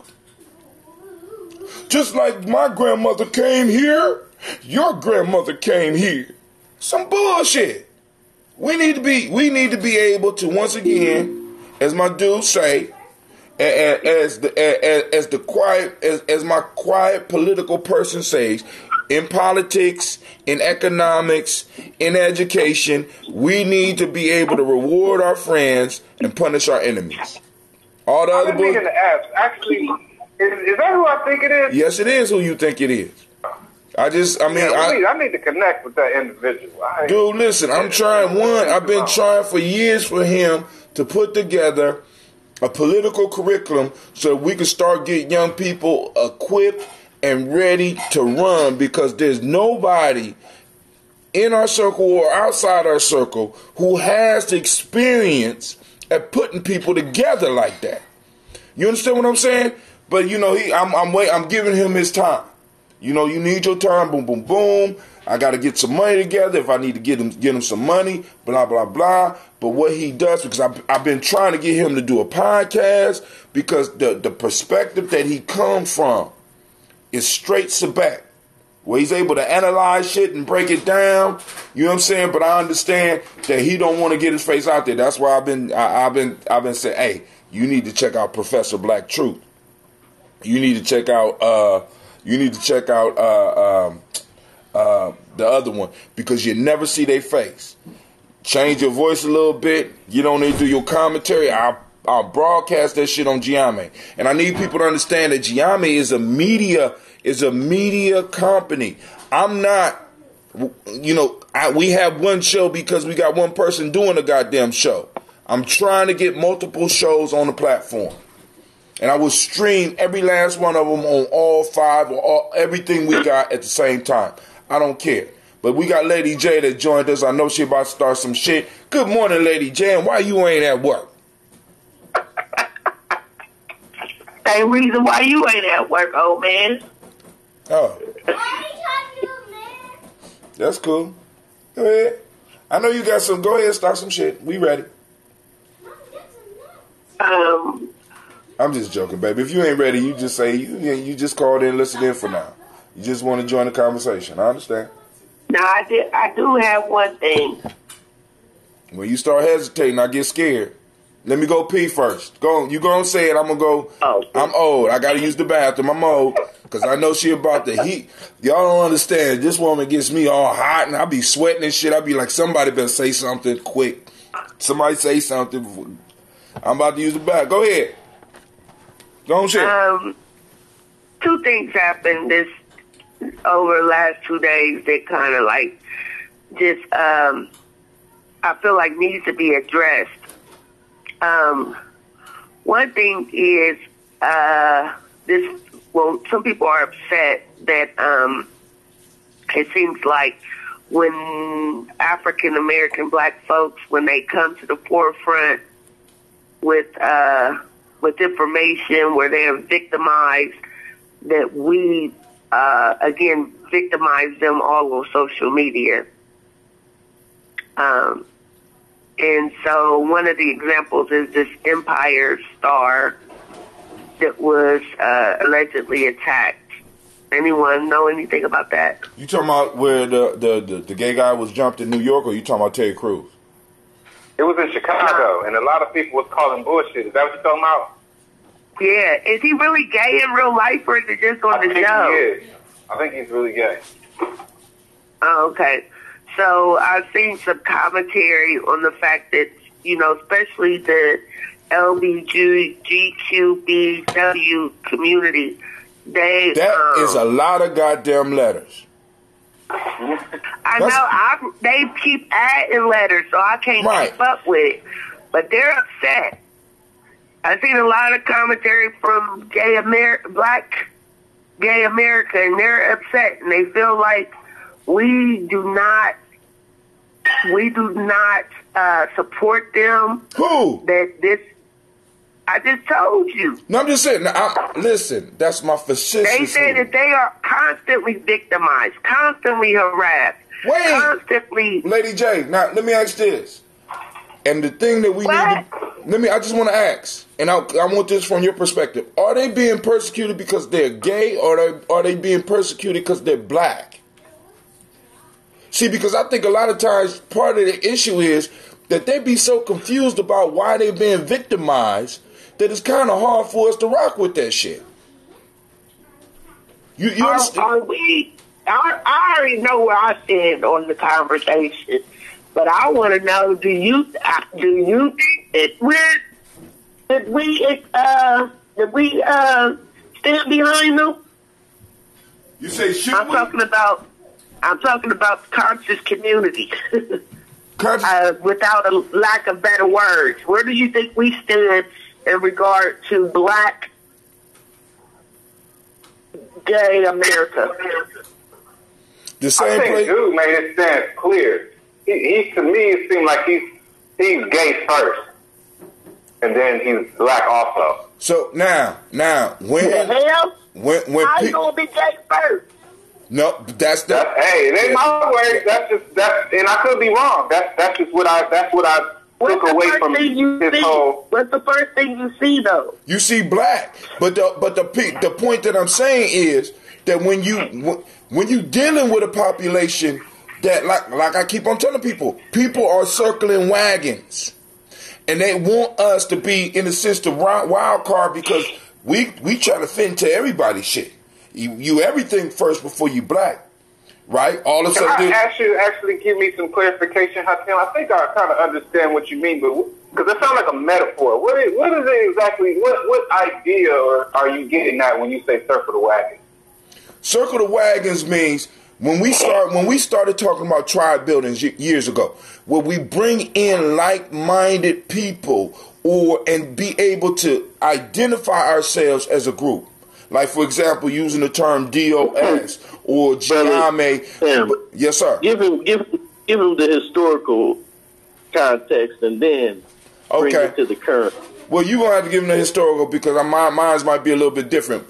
So let me just tell you what my theory is, if I could bring it, let me just skip all the way to the present. Hold on. Is it kind of like circling your whip, looking and checking before you drive off, making sure you ain't got no flat tires? And when people was going out west, now, just a metaphor, when people was going out west, if the so-called enemies or Native Americans, which they don't even call Native Americans no more, they call them insurgents and shit. I mean, this is just revisionist history. When they was like, nah, motherfuckers, y'all can't go out west, and the Europeans was moving out with these wagons, what they would do is they would circle the wagons around the people, and each individual with a gun or was able to get a gun would get into one of those little crevices in the wagon so that they could hold the enemy off and possibly even beat them. So circling the wagons means that you bring people who have common ideas, common aims, common goals. When you bring them together and you circle the wagons because you know people are about to attack your ass. And usually what happens is if you get caught and you're not able to circle your wagons, you are slaughtered. That's what people don't understand. So you can look at the metaphor. Okay. So I actually have the wrong idea. So you mean like, so if I'm traveling in the wagon and my family, my loved ones are in the wagon and I feel like we're about to be attacked, then the man or the people, the warriors will get out of the wagon and stand around it. No. No, listen. No, it will be a group of wagons. The entire wagon train, proverbial wagon train. Right. Put all the wagons in a circle. Put all of the wagons in a circle. Wagon. Oh, you make a circle out of the wagon. Out of all the wagons. Say 20, 30 wagons. Oh. And but it's still a defensive. Like, there you go. Yeah, right. You set a border. Okay, I get you it. build a border. Right. Black folks don't have right now what they want. So then you could like jump behind and shoot. There you go. You put your family in the middle of that. And then on top of that, see, what people don't want black people to do is to develop a border. They want us to open up our shit and allow everybody in. We've been certified. But those gay black people are black. But hold right? on. No, let me say this to you. When somebody identify themselves with something first, then they need to run to them first. Don't run to me. If you identify yourself, because I know black gay people, right? You know, and I work with black gay people. But people that are gay and black, run to gay people first. Don't run to us. See, because you ain't right. Oh, I don't have to be right. See, that's the issue, right? Because as a people, we are so used to trying to satisfy and be right with everybody. Listen, I understand that you are not being attacked because you're gay. You're being attacked because you're black. That's the first thing they see. Maybe part of that comes from they don't want to identify with being black for whatever reason. See, a lot of people. So they're making that choice.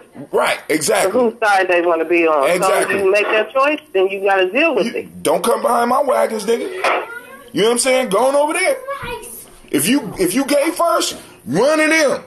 See if they going to do it because you need to learn or you need to die. Because they got their wagon circle and they're very clear and they try to make you feel guilty because you being like, yo, you're not being persecuted in most of those cases because you gay.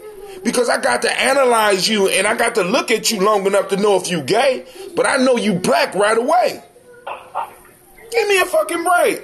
Maybe part of that is because maybe they do that because in the black community they're being shunned or they're being outcast or they're not being accepted. So they go where they feel, I don't know, most comfortable. Now, this is the question, right? This is the question. In the black community, we're almost, right now, especially today, maybe 50 years ago, maybe 30 years ago, they might have been shunned. In the black community where you could do anything? Say it again? In the black community where you could do almost anything? Say it one more time, Hajil. In the black community where you could do almost anything, they feel shunned. No. Yep. Because I know they feel shunned, and I'm going to say this. So wait. Do they feel shunned? Do you have one of those things that you can change my voice so nobody knows it's me? I don't have. That's not in the budget yet, but I will work on that for 2019, late 2020. Okay, because I need that. But this is the truth. Like, I am for equality for all people, and that's why you're gonna die. Even though I'm going to say this, I'm going to say that I would, because I believe in equality and because I have numerous gay people whom I love in my family, including, I'm not going to even say put them out there, but I would carry the rainbow flag at a parade, right? I have no problem. But this is my thing. I know for a fact that this here, there is an agenda that has been impressed upon our people for a reason. And I know for a fact that some of these, like I look at these pictures, I look at these people portraying this lifestyle, and I just can't buy it because it's not of us. It's not of us. That is some European shit that has been impressed upon us. I remember that Will and Grace had a show. I could barely find, there's a lot of biracial couples in my family too, including my brothers. His people white, right? But we grew up in the projects. We had white people, right? Married to black people, right? But on TV, it was hard to find it. I found it very alarming that Will and Grace had a show. You had a gay white man with a show before it was acceptable for black and white people to be a couple on TV. We were still fighting the Cheerios commercial when gays were taking the limelight. You know what I'm saying? And so I just feel like it has been impressed. I've never watched Empire. One day I was forced to because I was at somebody's house, but I've never watched that. And there's so many shows I can't watch because of the behavior.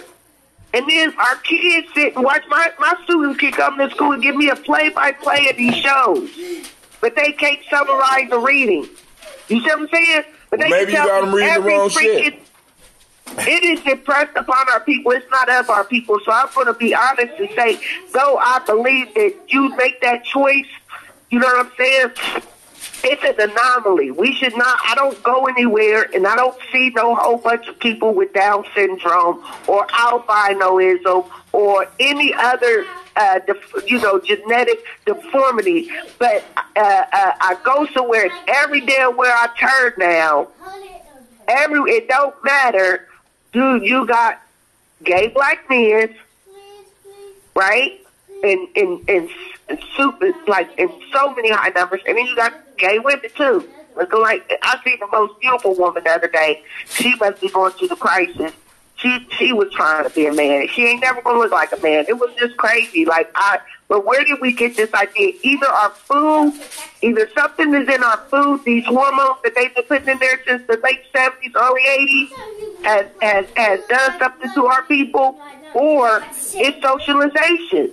They're being socialized to be this way. But either way, when I heard these people and I'm watching these videos of these gay black men calling and saying, hey, every time we're being victimized by other people, and then we got to turn around and be victimized by people that look like us, I felt convicted. Yeah, I felt a little bad. I do. I mean, why? Because, hold on, time out. Because you because you feel that they are an anomaly that was forced upon us? That's why you feel convicted. So you do have some ill feelings. And I do feel like people are gay. This is the saddest part, even with the kids I work with. I feel like people say they're gay, they're not engaging in the behavior, but people say they're gay and they don't even know why they're gay. Well, I mean, they weren't born that way. It's an anomaly, meaning that the gross majority of the people were not born that way. They're choosing to be that way because A, it's either in the food they ate, or B, they're watching too much TV. Now, I blame Beyonce too. Lady J, hold on. Now you gotta be careful when you get on this because they reward their friends and destroy their enemies. See, what you're saying is that it's an anomaly, is unnatural, right? And you're not fitting with the version of history that's being told. So you have to, you understand? When I say it's an anomaly, I mean it only really affects a very, very, very minute proportion of the people, but somehow it's affecting more than it should. That's what I think. That's why I compared it to other genetic deformities. I'm not saying that you can't be born that way. I'm saying that it is rare. But when we see the number of people that are identifying this way, there's got to be two reasons why. That's what I'm saying. But they, as a group, have the ability to award their friends and punish their enemies. Basic politics. Black gay people? No. Gay people as a group. Now, black gay people, right now, are they a part of that? Now, they want to be. They want to be a part of that. They want to be part of that, and when it fits the other group's agenda, they will make them part of that. They can be, right? You know what I'm saying? Yep. But when it stops fitting their agenda, you see what I'm saying? Then they're black. They're not considered gay. They're just black.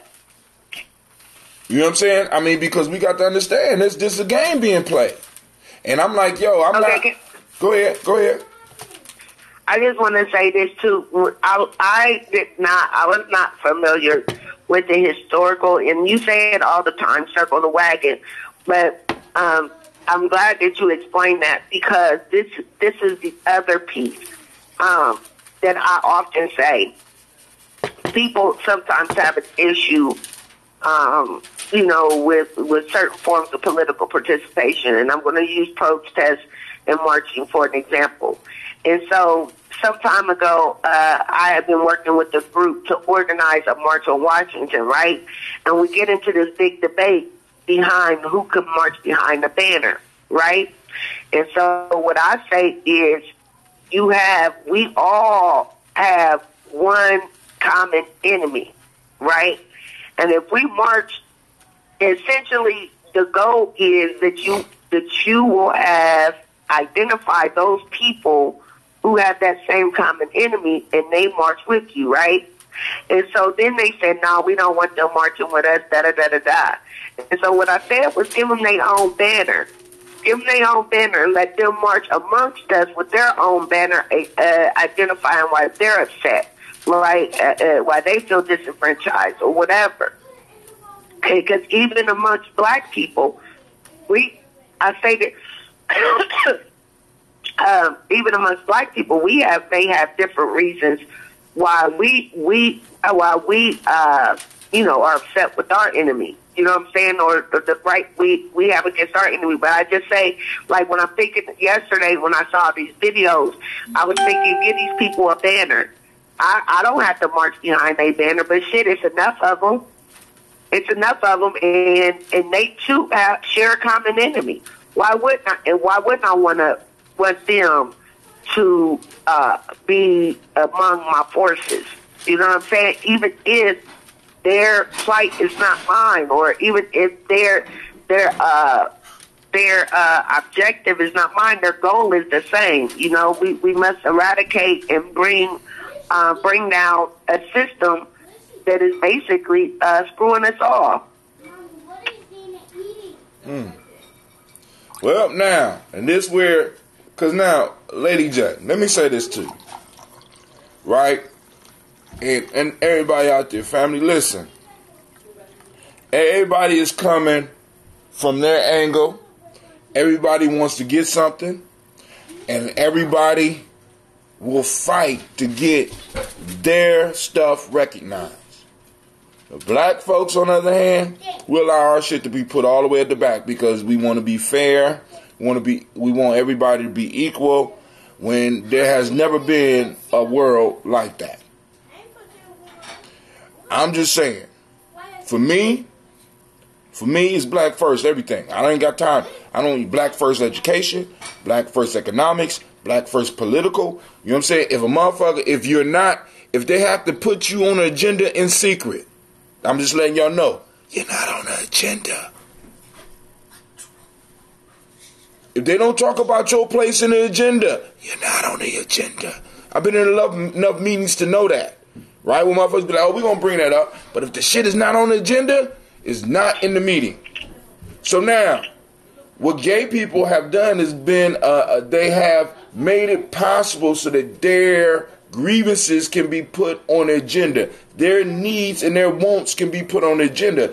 To where some people actually say, look, I'm gay and black. I'm a gay person that just happened to be black. Then when you come at me like that, then you need to go on and run over to those circle wagons over there with the rainbow flag. Take your ass over there. I have no problems with you know what's getting on my nerves too, Tim? What's up? Every day, not a day goes by when I have to argue with somebody because I call myself black. I'm getting tired of having to defend I'm getting tired of that, Tim. I just hear you say it, and, you know, I have a sense of pride about being black. But it's not a day that goes by where I'm on the social network and I say something about black people and someone wants to tell me black is not this, black is a object, black is this, and black is that. I don't understand it. Now, and listen. You can research, but you don't have to necessarily even understand it, baby. See, the point is, for me, now I would say go on and understand it. And you can listen to these people's arguments as they go deeper and deeper and deeper into the rabbit hole that has been laid. Because the bottom line is that people are so fucking smart now that it's crippling us. Black folks got so much information that motherfuckers can't make an easy decision. I want to go for red, but because red is made by the way that the sun hits the water and it reflects into my irises and affects my bloodstream and my I don't know if I want red or do I want blue. That has a common effect because the way it rolls on the rocks and the vibrations that are stimulated within my cerebellum. I don't know whether I want red or blue. Sometimes too much information is just that. Too much information. You know what I'm saying? And I'm like, yo, all these motherfuckers with all this information, this is the way you determine who's building, who's not. You know what I'm saying? You can listen to a motherfucker that's actually out doing the work, or you can listen to the motherfucker dressed like a Isley brother. That's your motherfucking choice. You can listen to the motherfucker that's building, or you can listen to the motherfucker with the funny hat on his head.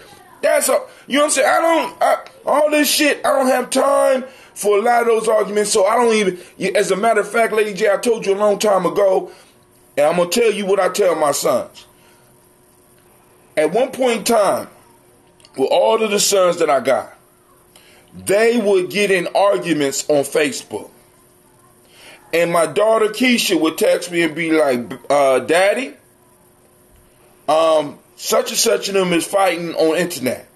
So I go to that timeline and I would just simply say, we don't fight on the internet.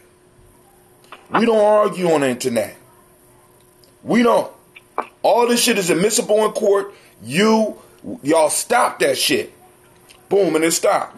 And I'm telling you, Lady J, some of these arguments are fruitless, and you need to start learning how to pick. Hold on before you go. Let me finish. Fuck that. I'm gonna finish this. All of the arguments you get on the internet, if it's not producing some motherfucking fruit, but you want to save, you still at the phase in your Pisces hood where you feel that you can save everybody. So baby, have at it. But you're going to be stressed out because you're going to have motherfuckers that's going to be making comments, and because you feel you have to respond, you're going to fall right into the trap. All that shit you don't even have to respond to.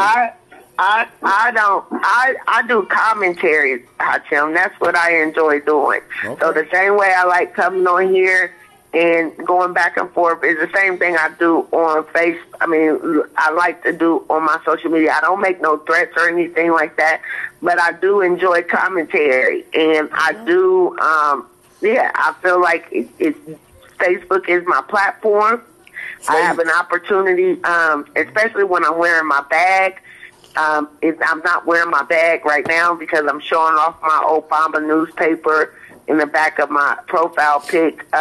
But when I'm wearing my bag especially, I enjoy going on people's pages and going back and forth with them because a lot of times they don't know if I'm a man or a woman, and I enjoy that. But I enjoy making people think. I enjoy disrupting their current paradigms. Just challenging the things that they're saying. So I don't think that I will. I know that I won't stop. Just this morning, I get on Facebook. This white guy I used to work with, right? I should have known this. I should have known this dude was a closeted freaking bigot when I met him working at the jail. He was the softest white person working. He didn't even last, right? So then you know what they do once they finish there. They go get a job being a cop in some suburban district because Columbus won't hire they scary selves, right? So this dude keeps going on Facebook. Gina, put this in. And I've had to shut him down 90 million times. Well, last night I didn't argue with him. I just put a chart on, and I'm sure that once he figures out how he's going, I gave him some stats. Once he figures out how he's going to respond, or I might get the last straw. You know what I'm saying? That's always my goal, is to have the last word. But the man goes on Facebook, this white man, always trolling, right? Every time I turn around, he's in front of all his people and his fans that they want to follow him. And I love it. I enjoy it. It makes my day. I'll tell y'all something something that happened to me yesterday. Actually, first, real quick, I wanted to say, Lady J, I wrestled with what you were saying, even from like the trials of G. One of the things I wrestled with was the label of black, of being black, and I actually wrestled that with myself. Because, and the thing of it for me was that in the Moore's Law Dictionary, one of the earlier English dictionaries, it used the word black for all of these negative connotations associated with it, and then in the Constitution, or the development of the law of this land, or the maritime law that they use to impose on this land, that black doesn't necessarily have any legal standing. So then it was put to us as if black was something that was created and developed by the powers that be to kind of keep us in a place. But then I had to kind of, just recently, in the past couple of days, just now actually, I was allowed to put this conversation allowed me to put the kind of the cornerstone on me really embracing black again, fully. I mean, I was already there, like, back maybe to where I was, but like I've kind of exceeded my embrace of my blackness through understanding that the concept of black wasn't something that was imposed on us, just like the word nigger wasn't imposed on us. It was something that we already celebrated. In both instances, it was something that we celebrated and utilized amongst each other. And therefore, the powers that wanted to subjugate us came in and used that against us, because those motherfuckers aren't creative. They're manipulative. We are creative. We find associations between the universe and ourselves to uplift things. And then they come in and they steal that shit, and then they make us, they have been successfully making us turn our back on those things. You know what I mean? So I use my nigga for life. That's my shit. Niggas. However you want to say it. I know the vibration of that word, and I know I can feel how much power it has. You see what I'm saying? Just like I can feel the essence of my blackness. Yeah, absolutely. You saying nigga, not nigga. Nigga. Hold on, I just want to make sure people know that. He used it, but he also went back and said niggas as well, because it's like, it's a pronunciation piece. Because it's like, boom, we allow motherfuckers to, one, control the narrative. Once again, it's about controlling the narratives. Oh, don't use that word because blah, blah, blah. And what Quasi's saying is, he has taken the narrative of the word, regardless of how you say it. You can say niggas or you can say niggas. It's spelled different. That's all the fuck it is. You know what I'm saying? And it's like, a white person can't call me they nigga, but they can call my son they niggas. Hold on, time out. So, once again, you open the door for them to call you niggas, which could sound like... Yeah, why not? Well, no, what I'm saying is, listen to me. You're opening, this gets back to what we was talking about a little bit yesterday with this whole manhood shit and what's allowed, right? When we was talking about the pants. You start with something small like, yo, okay, cool, I'll call you my niggas. You know what I'm saying? It's such a small little thing. When you allow them to start calling you that, it extends into other shit. Well, this is the thing, I tell. Okay. And this is the reality. Wait. Before you go, stop. Before you go into it, let Quasi finish his point. I should have kept my mouth shut, because you're going to try to counter me regardless of what I say. I say Jesus white, you're going to want to argue with me, right? No, I have pretty much fleshed out my point. So, I mean, I guess if I could put a closer on it, I would say that, you know, like, even to take a step beyond, this is about to be kind of wild. I'm about to say, I don't know if I said it or not, but, like, damn, like you said, Hachim, letting them start, and because obviously where we're at is a snowball effect. It's like, once they can pull that one string and then they feel like they got it, then they can add one little more subtle thing. This is they already did pull the string, though. They already did pull the string, right? That's the thing. And then we got to remember... You know who's to blame for that? We are. Pop culture. Yeah, we're to blame for that. Anytime, every other propaganda in general. Propaganda is a thing that was created. Propaganda can be taken back to the Adinkra symbols, and even probably beyond that. Because we understand we are people that symbol. We're symbol literate. We understand symbols. So once we taught them that shit, then they use it against us. Right now, we really shouldn't be letting motherfuckers talk.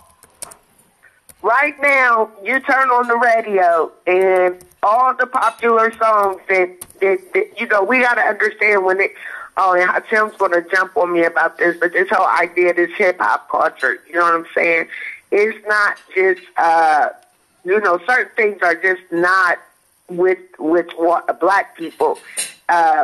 white people, it resonates with white people too, especially white people who live amongst us in our neighborhoods that happen to be poor, like people in my family. It don't have to even resonate right? with them. It don't even have to resonate with them. It resonates with everybody because it's real. This is the thing. You put those are words that should be, certain words should just be a part of a part of us, and we shouldn't use them amongst others.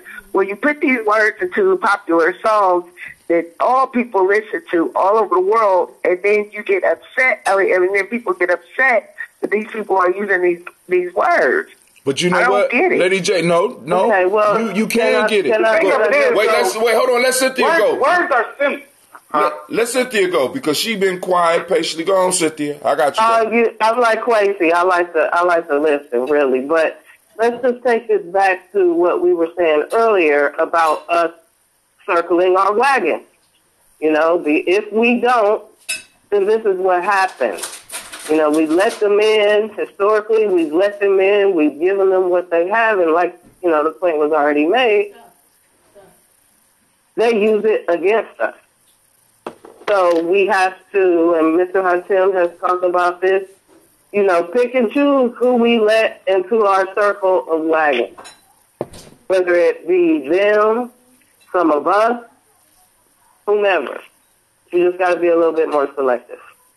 That's it. And that brings us back to the point of what we originally, because this piece started because Lady J, I was like, Lady J, you arguing with people who are set in their ways and shit, and you trying to change their mind, and that shit is not going to work because it's not based. It does work, Hatem. Listen to me. You don't know how let me finish. Can I finish my statement? Then you rebuttal. I win all the time. Listen, all I'm saying. Through your actions, never through your words.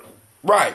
I'm like, it's like, you argue with people that set in their mold on a mechanism that's designed to promote argument. You know what I'm saying? It's like, I don't have a lot of what you call them, the people that follow. I don't have trolls. You know why? Because I turn this shit off.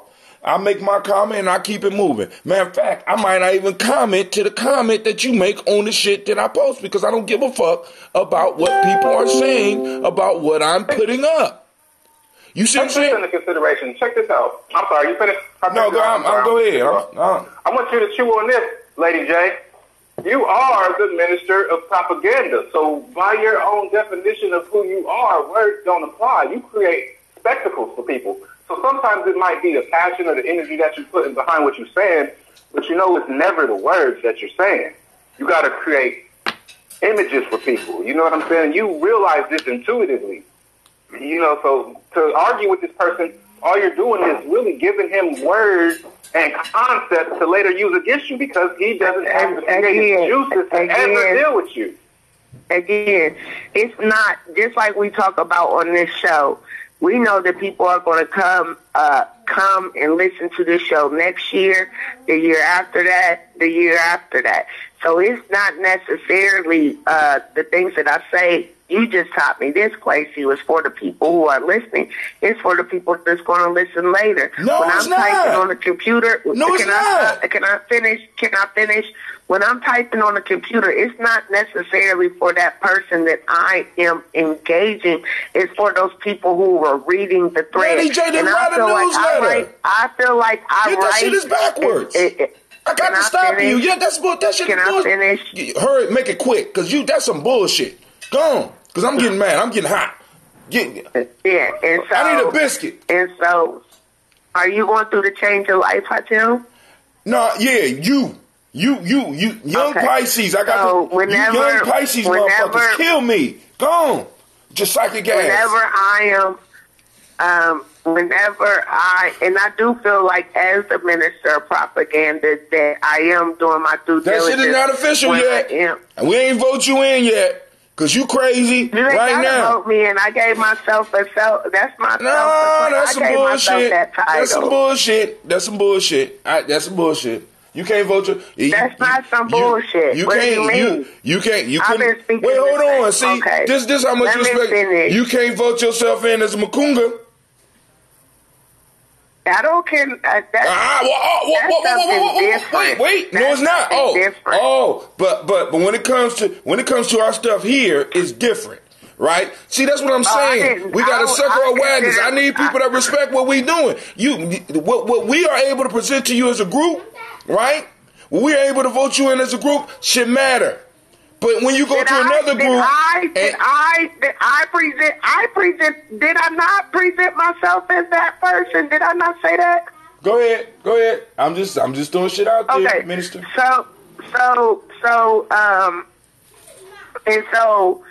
Whenever I'm writing, I consider myself to be a poet somewhat. I consider myself to be someone, I like to write. So that I do feel like when I am on the internet, it is still a form of propaganda that I am promoting. But also, it's not just for that person that I'm going back and forth with. It's for those people who are reading the thread. It is to get them to think. It is get them to ask questions, them to go look up something and challenge, this idea of cognitive dissonance. A lot of people, even when presented with the truth, they would prefer to continue to believe those untruths that they have believed for many years, And so whenever I am typing, I'm presenting information or sharing, because sometimes it is a graphic. It could be statistics and charts and graphs. Whenever I am doing this, it's not just for the person that I'm going back and forth with. It is for those people that are reading, because that are reading the thread. Because I want to get them. I want to challenge their thoughts. I want to challenge their thoughts as well. Both of y'all are right. Let me say this real quick. Both of y'all are right. The reason both of y'all are right, because nobody is going to be. You have to determine for yourself who you are, Lady J. You have to realize what your gift is and what you have to offer. But your gift is only going to reach the necessary amount of people by being uplifted by other people. You see what I'm saying? If you're the only one that's saying what you got to say, no matter how right or true it is, then you just are a person saying a bunch of shit. But once your team put you on their shoulders, then everybody can be like, yo, this team is strong. This person is saying this, and that strong team is supporting that person saying that. So that's how those two kinds of ideas can't, not only do they go together, they can't exist without each other. Wow. You saying I can't exist without Lady J? There wouldn't be no me without Lady J. Is that what you saying, brother? I do, motherfuckers. God damn. So I can't kill her? God damn. Hey, man, Lady Jada became my new best friend, so she had to see. Yo, just like I consider myself the minister of defense. You know what I mean? If people choose to act, it might be a little bit more of an intimate thing. If people choose to act outside of something that I'm willing to protect, then that's the group saying that, hey, we don't think that your protection or your idea of protection is something that we want to exist under. Just all I'm saying. So, just all I'm saying. Quasi and Lady J, please listen.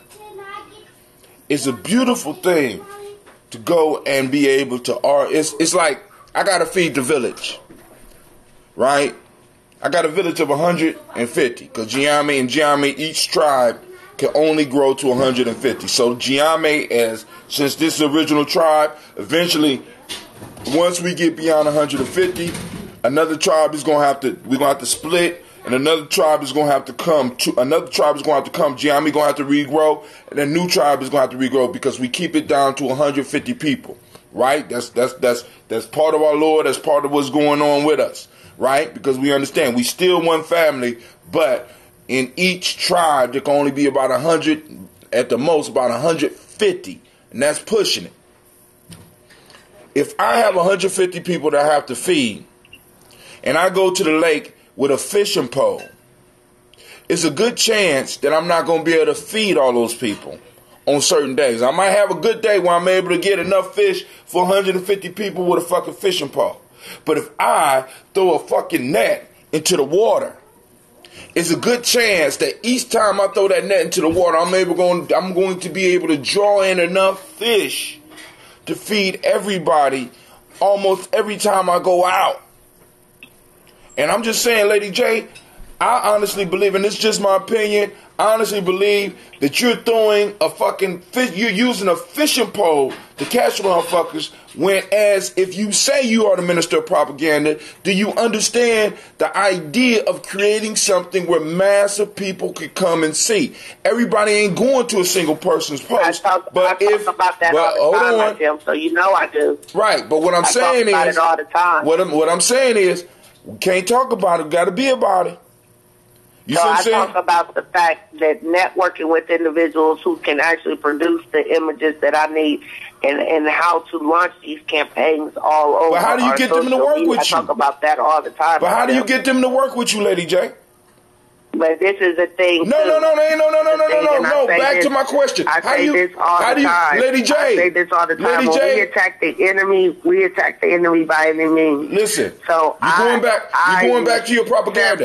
I'm asking you a question. How do you get those with the skills that you want? How do you get them to work with you? Building a network. What do you mean? Okay, cool. How do you get them? How do you get them? How do you get them? I want to tell you the effectiveness of propaganda and what I do and how I know Lady J, it's not propaganda. It's not propaganda if it's not getting out. It's just gossip. Listen, if it's going person by person, it's just gossip. Let me tell you, and I can't take total credit for this, and I'm not going to take total credit for this, but I'm going to tell you this is how I know what I do works. Did you see that the school that I work at is now the number 2 middle school in Columbus, from number 14 to number 2?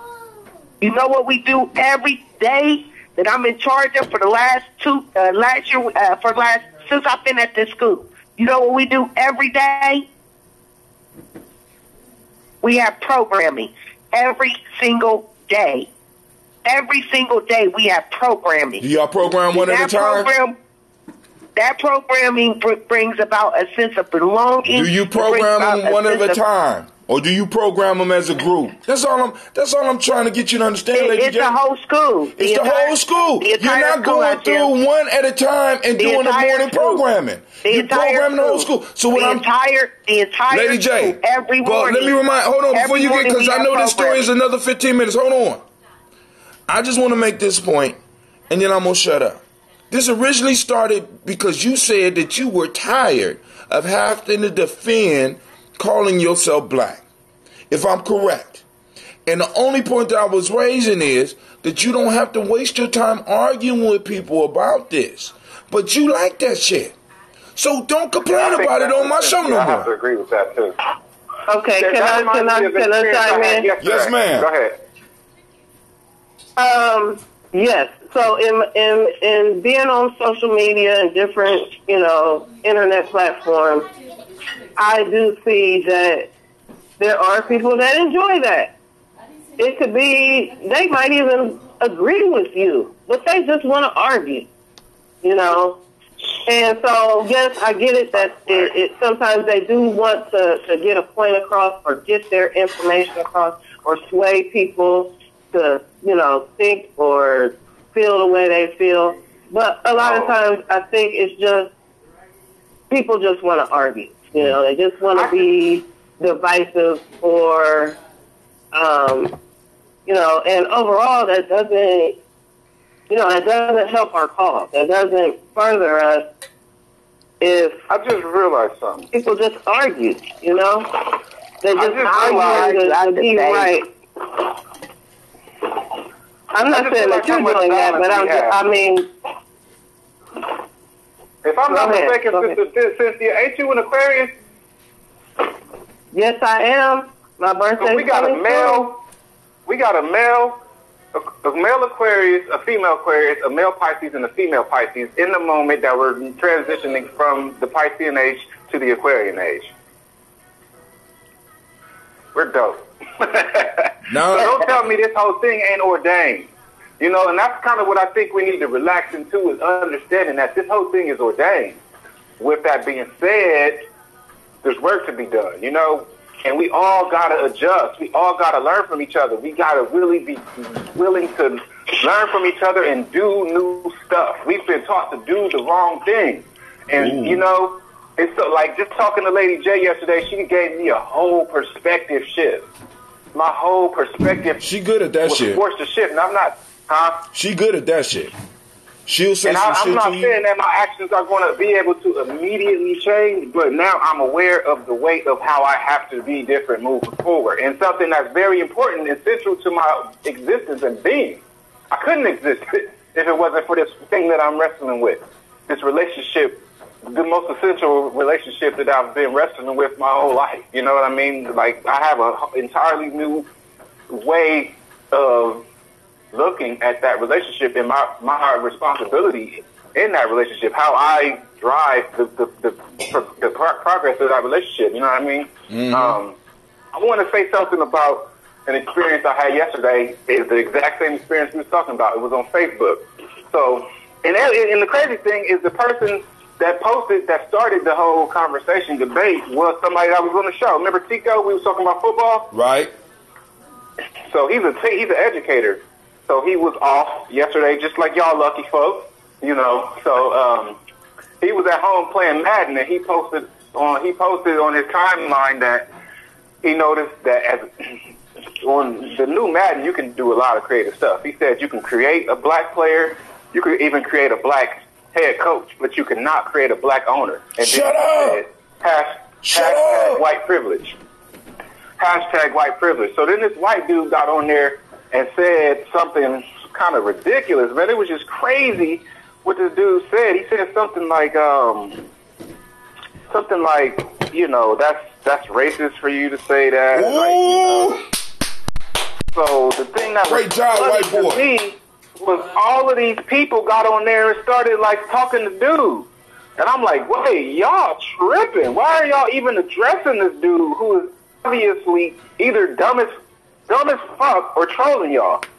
You know what I'm saying? Why are people feeling it necessary to even address this dude? Like, I literally, and at least 5 to 10, maybe even more than that, different black men got on there and was like, bro, what are you talking about? That don't make no sense. I'm like, but I literally never addressed dude. I was talking to the bruhs in the room. Like, why are y'all addressing this guy? Look back and read the shit he said. It's completely nonsensical. So what the fuck advantage is there to get this dumb motherfucker or a trolling motherfucker to agree with you? And that right there is the essence of this whole white supremacist shit. They get us spinning our wheels, wasting our time, addressing their nonsensical bullshit instead of developing our own shit. And so it was almost as if that dude, he was the authority in the room. Once he was like, you're right, it was white supremacist, guys. I was just fucking with you. Then it was like, whew, finally we can relax because he gave us the ability to relax and move on from, you see what I'm saying? Like, fuck that guy. You know what I mean? Yeah. Yeah. Hey, Quasi. Yo. This is something that I want to do too, because I ran into a similar shit, and I told about this, but it fits into what you're talking about. I'm watching DC, right? Me and my son, we like, because y'all know I'm into anime because that's part of our discussions on Kaumbas with the young people. So I'm getting this DC service where and I'm going to tie it back together. Give me a second, please. When we are looking at a show called Young Justice Season 3. We're watching it. Been waiting for 4 years. They finally launched this shit. And all the black characters got this stereotypical black voice and have these stereotypical black relationships. You know what I'm saying? And I'm noticing this shit all the way through. And I'm like, there is no black writers on your shit. Right? And then you turn around and you tell me that on one of the most popular games where at least we might be buying about 30% of them, if not more than that. You're telling me that you can have a black player, you can have a black coach, but you can't create a black owner. You know what I'm saying? Now, both of these are, in a sense, minor things. But both of these are things where we could bring people into awareness of where we are seen in this culture. You know what I'm saying? Because The View is fucked up, but it's not wrong. You understand what I'm saying? It's fucked up. You know what I'm saying? Like I said, I wouldn't even focus on the white boy's piece. I'll be like, God damn. So you can't create no owners. So why should I buy this shit for my child or allow any of my children to play this shit? Well, you can't see yourself as a motherfucking owner. Why, you know what I'm saying? Why continue watching Young Justice when they got these relationships that don't even exist in the black community, and then everybody's got this stereotypical where you know you got a white boy playing a black person rather than actually bringing black people to play black people. You know why? Because we can't reward our friends and punish our motherfucking enemies. And an enemy is anybody that will take your image or take the idea of you and make it less than what is possible. God damn it. And we need to be clear about that shit. Because we started talking about gays. Gays will let a motherfucker know immediately your motherfucking career is on the line if you fuck with us. Period. With us as black people, say what you want. Well, it's all cool. You know, we could use the nigga word. Okay, he didn't say nigga, he said niggas and shit. Okay, and I understand. Did you say nigger or did you say nigga? You know what I'm saying? Because it is a different context. You understand? Blah, blah, blah. We make excuses for motherfuckers, and I'm saying circle the wagons. It's certain shit that you say to us. It's certain shit that you don't. There's certain things you do to us. It's certain shit that you don't. It's certain ways you treat us. It's certain ways you don't. And as black people, until we get to that understanding, because that's what a border is. What do you think America is fighting over right now? They're fighting over because you got one white man that's saying, listen, we can't continue letting all these people in and allowing them to get free services. And you got another group saying we're the richest country in the world and we should be able to let as many people in as we want. When both of them are benefiting, will benefit both ways. If they don't let more people in, they'll benefit. If they let more people, they benefit. So white supremacy benefits either way. And we sit up getting caught up in the fucking arguments because we can't step back far enough to understand that these motherfuckers, either way they go, the only thing they give me... And you know what, Hot? Go ahead. I'm sorry. I actually got to give a little bit of pushback on what you were saying, man. Like, I agree with everything, every concept that you said I agree with. There's only one word in there that kind of I want to omit. Go ahead. And I've actually been wanting to say that I think between today and yesterday, you said that we can't make people do what we want, or I can't exactly how you said it. We can. We absolutely can. We just are afraid of the consequences. There you go. See, we can shut this whole fucking shit down literally right now. Literally right now. And what half of us might die like a motherfucker, bloody, slaughter, disgusting ass death. But then they gonna start listening. There has to be a sacrifice. You quoted the African Opus Tree of Life, first page, third proverb. The human being freedom isn't in the head. Say, that's not the one. It's all in the chapter sacrifice. Those who are not willing to sacrifice will not be fulfilled. Point blank. This is what separates us from all the other groups. We sacrificing the wrong shit. Right? When you start getting into sacrificing blood and shit like that, be willing to do that shit, you're treated totally different. You're treated totally different. You know what I'm saying? It's like, dude, like I said, and when I say we can't, from the present mindset, we can't. Because we have still got the basic. If I was to have, like, I call Cleveland down here, I'd be like, Cleveland, as a matter of fact, I'm going to do, come here, sir. This Gye-Nyame shit, right? This Gye-Nyame shit. Some of y'all out there listen to this, because I know some of y'all spying on us and shit. Cleveland, what must a warrior do to be great? They must die. Explain. They must be willing to die to the 7 unbalanced passions. What are those? Fear, envy, pride, greed, sloth, lust, and anger. Okay. Now, the mother of all of those unbalanced passions is fear. If I could get you up under the spell of fear, you always gonna lose to me. Fear of death. That's what Quasi be going crazy about, because he can't Can y'all hear me? I must have dropped off the line. I can. Okay. No, I can hear you. I mean, because we done fell off the piece where it's like, boom, we're willing to give the ultimate piece in order to make this shit happen. But now, shit, I might get my Jordans dirty type shit. I mean, it's crazy, man. But the point I was trying to bring up is that shit with the Madden piece, it's a minor piece, but it's a major piece that Lady J need to write about and create a meme for and put out there, and all of us share that motherfucker until motherfuckers really start getting upset and start throwing them motherfuckers. Look, I bought the Madden, I'm throwing this shit out, and I bet now every place I go, I'm going to steal it and I'm going to throw this shit out because y'all motherfuckers have put a limit on us in your imagination. We don't put limits on y'all in our imagination. We want y'all to be able to dance like us. We want you to be able to get along in our culture. We want you to be able to speak the language. But when it comes to your culture, as far as controlling shit and having some supremacy and having some mechanism of expressing ourselves and shit, y'all limit us. We done made the sky the limit as far as our culture for you. You come in, break dance better than us, and we celebrate you. You come in, you rap, and you're good, we'll raise you up because we have a true meritocracy. But you motherfuckers don't want to give up shit for us. Not even a fucking because video game. They don't have the merit. They don't have the merit, and that's the thing. And that's what we need to realize is that the ultimate fear is their fear of us. Because I think what we may realize intuitively, some people might realize it more than others, is that we're fighting for humanity because they can't survive on this planet without us. Look at what they're doing to the planet.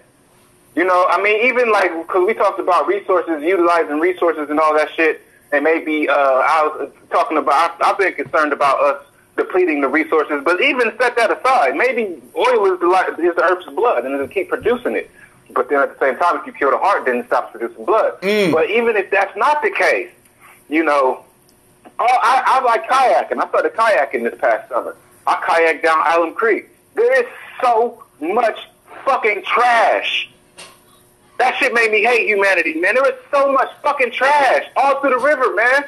That shit is disgusting. It's supposed to be beautiful. That shit is trifling. I don't even want to step out. I don't even want to put my feet in the water.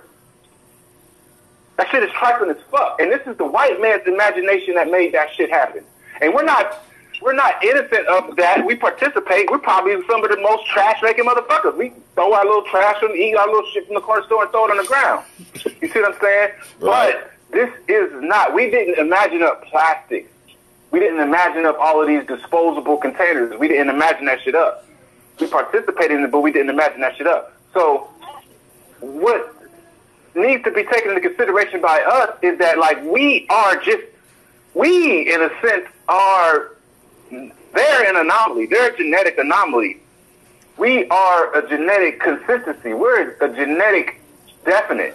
You see what I'm saying? If we could get reduced down to one person, and then over the course of however long it takes, we would retake all of the lighter skinned race because we're genetically dominant. You know what I mean? So we're not only just trying, if white people could live in their place, cool, that's fine, let them live. White people are the one that want to extinct us because they're concerned about us extincting them, And people worry to talk about all this colonizing other planets and shit, they can't even live in harmony on this planet. There's such a young species of people. There's such a young occurrence. I don't know if species is the correct word, but there's definitely some significant differences between the two. Actually, I would say there's probably about 5. There's the African. I was thinking about this might be kind of a little shift, a different subject. But then you got African Americans, you got Africans, you got Latin Americans, Asian Americans, and then you got Western Asians. Are kind of the 5 larger cultural areas in the world. You see what I'm saying? The only correction I would say is there is no Western Asian. There's only Asians. Now we could break the Asian group down. Culturally, I said cultural though. I definitely said culturally. Well, that culture. I mean, when you look at, and I know people gonna get mad at, when you look at West Asian culture and East Asian culture, it's not that much of a difference. All the motherfuckers is violent. I mean, some of the main differences are there. Like, there's a sustainability in China. China definitely has a sustainable culture. There's a lot more sustainability, in the Asian culture. You think so? In the East Asian culture. You think so? Yeah, because they got dynasties that have lasted thousands of years. This thing couldn't last. This current project could not last 1,000 years. It's not. You don't think so? The planet couldn't survive 1,000 years of this culture. We don't even know what this planet could take. This planet is so big that most of us can't imagine this shit. This planet's ability to sustain higher forms of life couldn't sustain 500 or 1,000 years of this culture.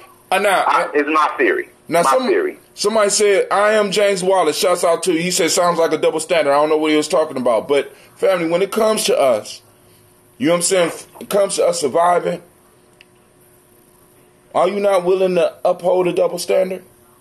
You know what I'm saying? It's like we got so many categories that we could put shit in, and we feel bad about. You don't think white supremacy is upholding double and triple and quadruple standards and shit for themselves? The motherfuckers that's winning the game? You know what I'm saying? You don't think that they got that shit, and we feel bad because, like Quasi said, we fight for humanity. Listen, I need all my team players, all of those that's on my team. I need you to understand, you're not fighting for humanity. You're fighting for our survival. We're fighting so that our children can have a space on this motherfucker and do their thing. Because nobody with us for the last 700 years have been able to do their goddamn thing. So fuck the standards and how many of them. Fuck the fairness. Look, if I can get it all for mine, I'm going to get it all for mine. Because everybody else is playing like that. Come on, y'all. Y'all don't realize that? I do agree with you on that. I do. That was my concern when I was saying that it could be misconstrued. The complexity of my thought didn't match the simplicity of my words. And sometimes it can't. And we got to understand, listen, family, if I'm on a team, right, I want the whole team to win. I don't want just the offense to. I want the whole team to dominate the competition. We are on a team. You know what I'm saying? And the only thing that and unfortunately, everybody won't view it like this. I don't want our team to cheat to win. But then what happens when you run into a team that's willing to cheat to win? And life and death is with victory or loss. What are you going to do?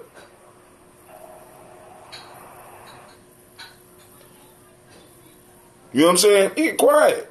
Because you're innately a just people. Not saying that, and I can't even argue and say everybody ain't just, because there's certain qualities in human beings because we are human beings. I want to say that shit. You know what I'm saying? And there's certain qualities that have always been there. You understand what I'm saying? So it's like, boom. Now, I declare my team. What will I do to win? You know what I'm saying? This is what we got to deal with. It's not that complicated. Y'all going to the deep metaphysics. Y'all going to the deep spirituality. Y'all going to all that shit. But when it comes down to it, it's going to what is going to decide where we go as a group is the basic questions. Basic questions. What in the fuck are you willing to do for the next generation? See, when we stop wrestling with some of this shit, they'll stop playing with us. Motherfuckers will kill a black mom, will kill one of us, and go to court and get vacation. And when motherfuckers start coming up and not really being able to come to court, and not really being able to be comfortable after they done some shit like that, I'm guaranteeing you it will stop. See, because you don't have black officers just killing young. Because I want y'all to really be honest about this. Who you think act out more with police officers? Black teenagers, black young people, or white young people? I want y'all to think about that shit. Because from a young age, most of us, unless we are ready to die at that point in time, understand that these motherfuckers is gonna lay us down if we act out. You don't even have to talk about it because they can see the relationship between the police and our community. You know this shit. This is why a lot of y'all get uncomfortable when the police pull up behind you. We already know our role. We might not be able to speak it, but we know our role. So I gotta ask you the question: who do you think act out with the police officers more? Young black people or young white people? Then after You said who acts out with them more? Yes. Who acts up with them? Yes. It's going to be the white people. Because they know they can get away with it. I would say we don't act out at all. Now, but why don't you hear about a lot of them being laid down? Fucking officer, you don't have no right to pull me over. Now, you know why you don't? Because there will be a consequence. Go ahead. One reason you don't is because white people are socialized to fear black. And so before a black person gets an opportunity to do anything, a white person is already afraid. No, I don't think white people are socialized to fear black. I think white people inevitably, genetically fear the fact that we're genetically dominant. It doesn't have anything to do with us being violent. I ain't even They feel our penises. But if you think about it, they are socialized.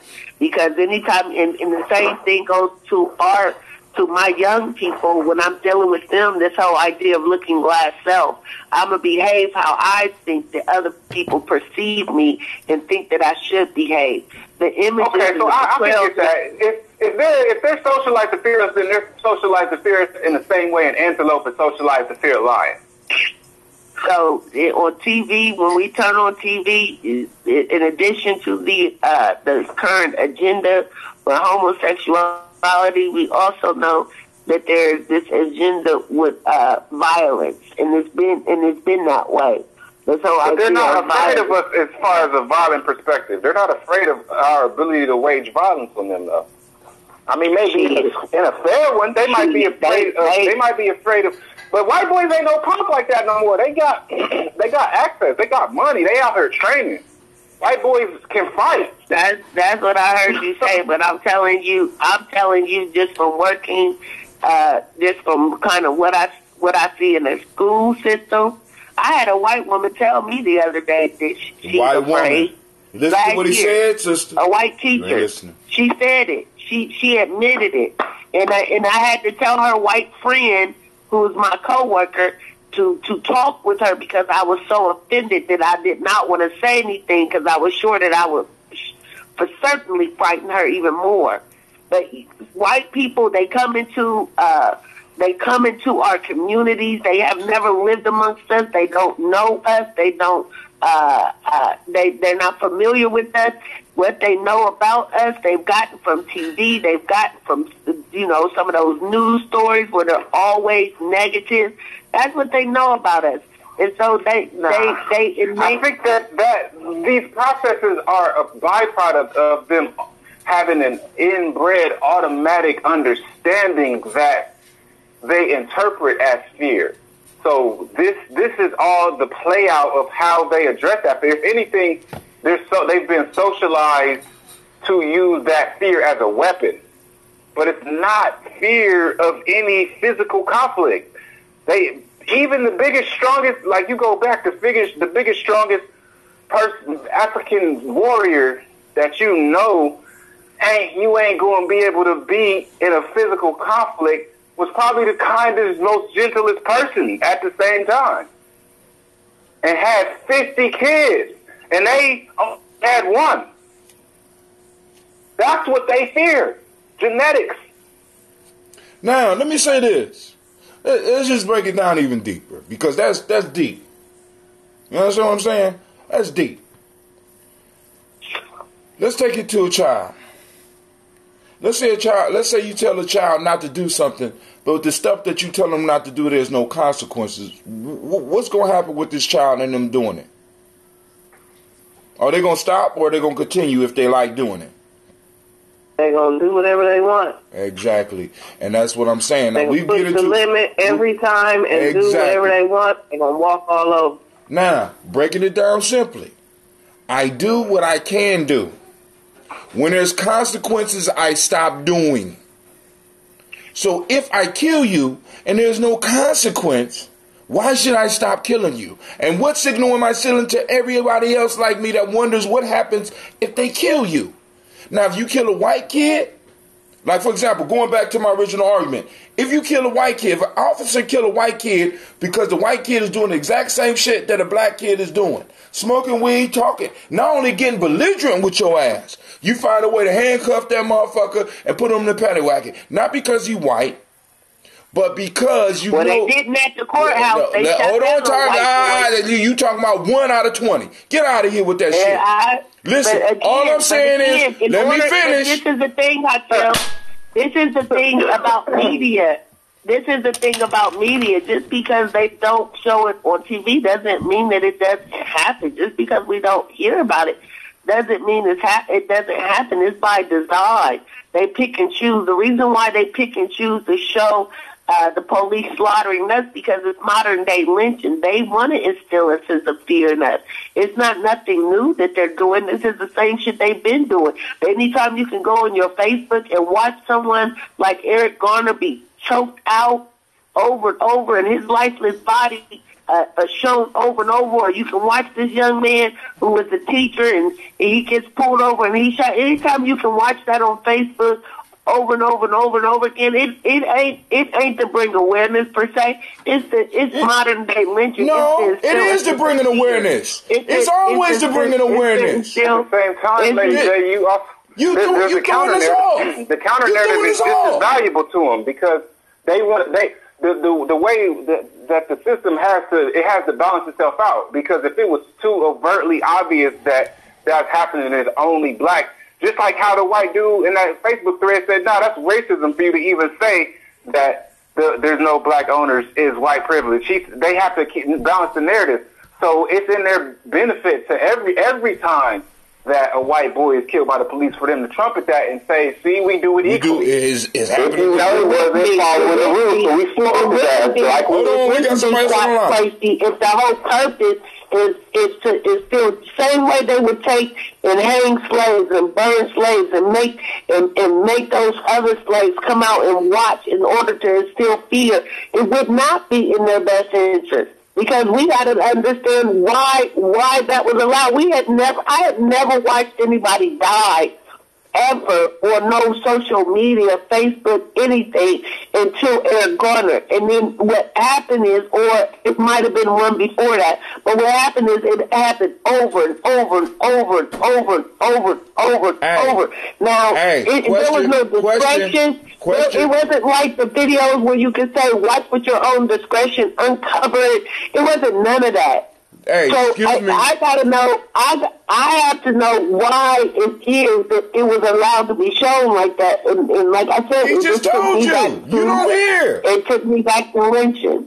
No, see now. Hold on. So now, but the first thing you come up with is an example of white people being terrorized by their own group. See, my issue is I'm black first.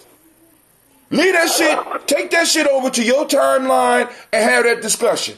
Because I'm telling you, there is something that happened afterwards where they will not do that shit. When there's no consequences, motherfuckers run rampant. You can't have a speed law without a couple of motherfuckers being pulled over and receiving speeding tickets.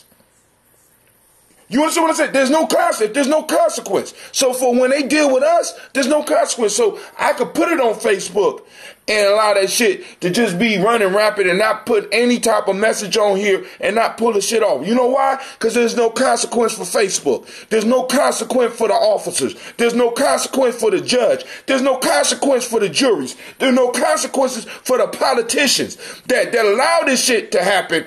There's no consequences. So I could play that shit over and over and over again. But let that shit happen to one of theirs. And even with the white boy that's in the courthouse, where's that video at, Lady J? I can still pull up Eric Garner, because I know his name, because it's been ingrained. I can still pull that shit up. What was the white boy's name that was assaulted and murdered in a police station that you keep bringing up? It don't matter. Yes, it does matter. Yes, it does matter. It does matter. It does matter. Because you said Eric Garner. You said Eric Garner. You was able to identify. You better stop trying to talk to me before I go and click you. You are able to say Eric Garner. You are able to pull up other names. What was the white boy's name that you want to bring up on my timeline? And don't bring him up until you know his name. If you don't know his name, just just give up. Because if you don't know his name, Hatim, I'm gonna say it again. The moment that I watched my timeline and I watched the initial story drop, for 10 minutes, black people were on their way downtown. They were going to shut that time out. Down. You're missing the point. You're missing the point, and you're just trying to talk, trying to prove me wrong or something. I don't know what you're doing. Listen to me. I don't know what you're trying to do. I don't understand it. You're not listening, and you're missing the point. What was his name? When you can identify, yes, it does. I just said it. Yes, what's his name? You said Eric Garner. You didn't say the police. You didn't say the black man that was choked out on internet in New York. You said Eric Garner. You was able to identify his name. Why is it that you know his name, but you don't know the white boy that you bring up often on my show? I told you why I knew his name. You know why I know his name? Because that day changed my life. That's why I tell. That day right there let me know. But according to you, when that white boy got choked out, when that white boy got murdered at the courthouse, it changed your life. That's why I'll never forget Eric Garner. I can't name the other black people that were murdered the way I say Eric Garner, because that day changed my life. You either eat one or two things. Either you're so right that you're arguing with a fool and you don't even need to argue no more, or you're just wrong and you're just trying to out-talk me. Now, you need to decide on which one you are. You said what I said. My whole point is you're not hearing what I said because you're not interested in what I said. You're not hearing what I said. I am interested. I did hear what you said, but what I'm saying, what's the white boy's name then? You can look it up on the internet right now. All I'm saying is that there's. You know why you don't know the white boy's name? You still on the line? Brother Quincy, I was going to ask you to jump in. I'm so glad it's the Aquarian age. I'm so glad it's the Aquarian age out here. I just be hoping y'all be listening to each other, because, like, y'all need to find that common, like, it's like word soup. And it's hard to decipher. I don't think that I said anything very much different. All I said was that all I'm saying is when we think of propaganda and when we're looking at the change in how things, and I'm talking about, they always say stuff like viewer discretion, like I go on Facebook, there's a screen, I have to lift it up, right? There was no viewer discretion when we went through a period, a very long period of all of these black men without guns being murdered. Why were these images? Why would these images allowed to be? A very valid point. I think what you're saying is a very valid point, but I think there's a counter narrative to that by you acknowledging helps illuminate a larger point. Because Hatim was asking you a question, and you kind of gave the politician response. Why does it matter? That's leveraging the argument. Instead of allowing him and explicitly answering him his question, because you knew that he had a point on the other side of that question. So let me finish. By you choosing not to explicitly answer his question, you cut him off at the knees and didn't allow him to illuminate the point that he was making. You see what I'm saying? So it's like that. What nobody realizes that we were making the same point. Well, then why it became stagnant. And y'all was like butting heads instead of allowing each other to contribute to illuminating the same point. It's not the same argument. That's my point, man. It's not the same argument because you're going for me, it's almost like you're approaching the shit backwards. And it's like it becomes so tedious. I'm asking you a question. If you know where I'm going is the same place you're going, why the fuck are you with me? I didn't argue with you, Hakim. You asked me what was the boy's name, and I said that was the whole point. We don't know. We don't fucking know. And all I'm saying is it's by design. A lot of times things are happening, and we don't see, I don't think we always pull up the hidden agenda. You know what I'm saying? The gender. And that's all I'm saying is that I'm helping you point out the hidden agenda, but you get right. Brother Hassan did pose the question, and then he also gave the option to either answer the question or say, I'm not sure. But then the conversation did start to kind of take a turn after that. So we didn't ever get to whatever the meat of that particular vein of the conversation was going to be. So I'm on that piece. And I thought that Hatem, the point that Hatem, I was curious to see how Hatem was going to bring that image that was in his head. I wanted to see how he was going to bring that to life, And we all, even if we have different perspectives, it's like we have the same agenda. You know what I mean? Somebody just either came in or left. It just say Florida. The line just said Florida. I'm just sure we still got everybody because I'm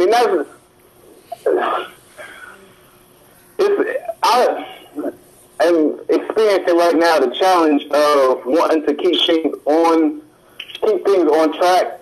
I have to. So that my challenge in life right now is to be more people focused. Because one thing I learned about myself, and this challenge that Tiandra had us do, this game, kind of like an icebreaker, is identify what type of how I approach problems.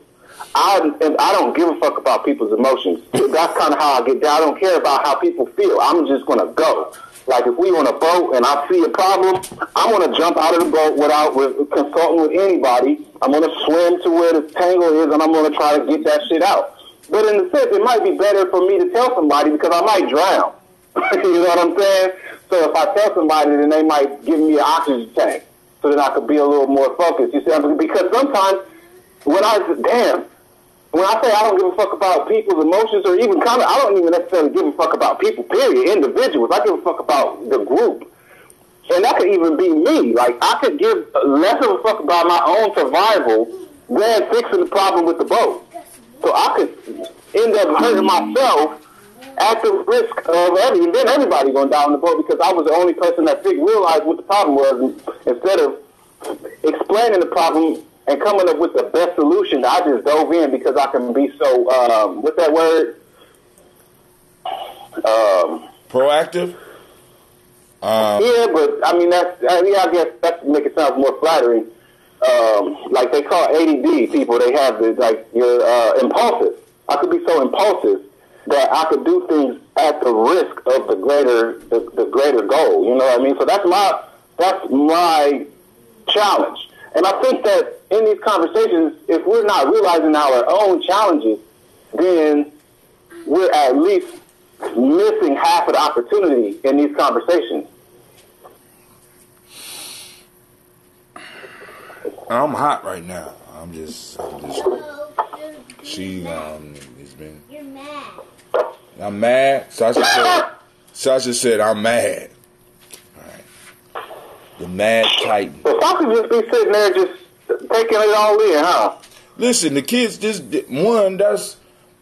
part of why I do it, because they got to see the passion and all this shit, because this is actually us. This is, for me, this is effective. This is actually more effective than some of the other strategies that we've been using. Because my kids... So she can hear us too? Oh, she hear y'all. Shit, my kids, for the last 3, yeah. They participate in this. Well, I need to watch my mouth. No, because what I want my children to get is a taste of reality. So now I have the option to have a conversation with them. Baby, you don't say that in class. Where did you learn that? Oh, you heard Quasi say that shit? Okay, Quasi. 5 million times. Right. So now I get to have a conversation with my kids about how they, you know what I'm saying? Because you ain't saying shit compared to what I say. You understand what I'm saying? You know what I'm saying? They hear me all the time. You know what I'm saying? So it's like I'm exposing my children to real university. Not this fake shit Not this politically correct shit. They get to hear our thoughts. They get to hear Lady J. They get to hear me and Lady J disagree. They get to hear me and you disagree, or me and you communicate. They get to hear me with Sister Cynthia. And there's other children out there right now that's hearing this. And this type of dialogue and this type of conversation will be moved into the next generation, because we're going to have passionate people. But we're going to temper that with some of the lessons from Laws of Power and from the handbooks of Gye-Nyame and from the other organizations that's out there, so that our children are able to deal with it. Because the only thing I'm concerned about is, for me, is making sure that I am doing what I'm supposed to be doing in this moment, so that my children, because I already realized that my life is no longer mine. I am just fertilizer for them. And I want to make sure that I'm the best fertilizer, so that they could grow and they could have some positive, strong fruit, because through one of those fruit, I'm coming back. And I ain't got time to be, I really ain't got time to be worried about everybody else. I really don't, because I spent my life worrying about everybody else, worrying about being universal, worrying about fitting in, all that shit. I ain't got time for it no more. I don't give a fuck about the white boy at the courthouse. I don't give a fuck about a lot of shit happening to other motherfuckers. What I care about is that I have a group of individuals that can trace their lineage back 6 generations. And what people are telling us is basically, you are broke and you are struggling because your people didn't work hard enough. They was lazy. That is the message that's coming across to me. That's the message that's coming across to my children. And I got to smash that motherfucking narrative, because there was government interference in that shit the whole time. And that shit pisses me off. So we come up with all these other arguments. And all these other people, and feeling for all these other people. I don't give a fuck. I love everybody, don't get me wrong, and I work with anybody. But I need y'all to understand that being 50 years old and looking at my young people coming up right now and realizing the world I'm about to launch them in, I feel I have a burden on me, man. It's fucking me up, because my kids is going in not even knowing who they are, and honestly believing that because their ancestors was lazy, that they ain't got shit. When they turn 16 years old, they can't get a car, not because their parents don't want to give them a car, but because there's no inheritance in the motherfucking family, and their parents don't make enough motherfucking money. There's no house for them to get. And we got people sitting up here, and we talking about other people, and we talking about the games, we talking about everybody else, and we got people coming in on our coattails trying to run for president and win presidents and shit, and we lifting motherfuckers up that never lifted us up. Please, no, I can't. And one of the things that I had to come to the realization of, was one of the toughest realizations for me, but once I really understood it, it allowed me, it provided me freedom and to push back on it. I realized that I was replaceable.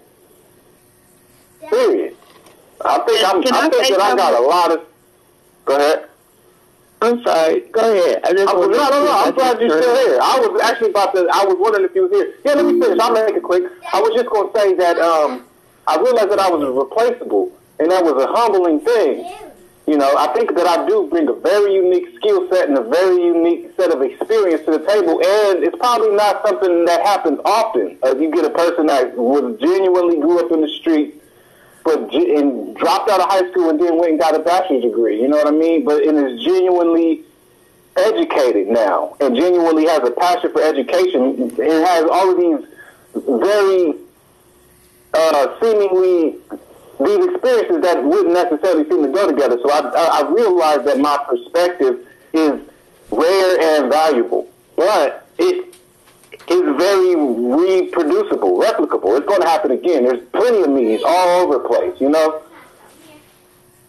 That shit was humbling. But the question that we have to answer for me, Kwesi, is, do we have the time? Do you know how many brothers like you I had to replace? Can I jump in real quick, Hafiel? Yes, ma'am. And I'm going to ask that you not get upset with me, or I'm not going to promise. I can't promise. I want to point 2 things out really fast. The first thing is, whenever I made the point about police brutality, and this whole idea that white people are socialized to fear blacks through mass media, I I did not bring up the question. Someone else on the line posed the question: who engages, disrespects, or tries to cause issues with the police, more young black people or young white people? So I did not bring that into a narrative. And the only thing that I said was that it would behoove if I'm arguing that the purpose behind them, if I'm arguing that there's an agenda or reason why we are bombarded with the one and not informed of the other, it's by design, right? So I just want to throw that out there. I am just like you, and I've said this many times on this show, that I cannot, every time if I bring up black on black violence, someone will say, well, white people kill white people, and then I am the one that says, well, I don't even fucking care, because I don't live amongst white people. I live amongst black people. I don't have to attend white people's funerals. I don't have to know that these children that are dying are my friends' children, right? Or that these children that are dying, my friends' children, are actually in prison for killing them, right? They're not affecting my community. They're not affecting me. So I too believe that it should not be a part of our discussion. But I wanted to. That my whole point earlier was to say that if indeed if by any chance I'm right, and there's an agenda or a reason why we were bombarded with those images, which again, it made me think of modern day lynch. It made me think of lynching. And if my hypothesis were correct, right, it would make sense why we never hear other people who may be harassed and targeted. So this is the thing, ladies. I have to say this. So even based off what I was telling you yesterday, one thing that I know probably better, the tactics of a female Pisces, I know better probably than any other gender zodiac. Because I grew up, I was raised by a female Pisces, so I know the tactics to a T. So I know what you just did. We stopped talking about the issue. We were talking about how we were talking. So you went back to talking about the issue when you did it in the let me finish. Because you did it too. You were courting sympathy, and I get it. I do. Based off of what you told me yesterday, I get it. But at the same time, you got to realize that you brought your ideas into a public forum. So you have to realize that people are going to come at your ideas. So you got to separate your ideas from your emotions, because what you just did was set yourself up for failure. You attached your ideas to your emotional state. So if I come at your ideas, then you're going to feel offended. And that's the thing that... No, what I just heard was... That's exactly what just happened. That is literally... The fact that you're talking still is proof that I am right. Because you're not willing to... You didn't even allow it to hit you. You started responding too fast. You got to sit there and actually chop that shit up in your own head. Because this is happening in a public forum. And you're going to just, I'm a fucking thinker. I sit back, I listen, I dissect, and then I represent. So if you think that you can just break down and dismiss what I just said that quick, then you're insulting my ability to analyze. I'm not dismissing what you just said. I'm not responding to what was said a while ago. I'm responding to what Hatim just said when he went on his rant. That's what I'm responding to. So I just want to make that known. I'm not responding to what was said. The word rant is a rant. I go on rant all the time. What do you mean? Just listen. See,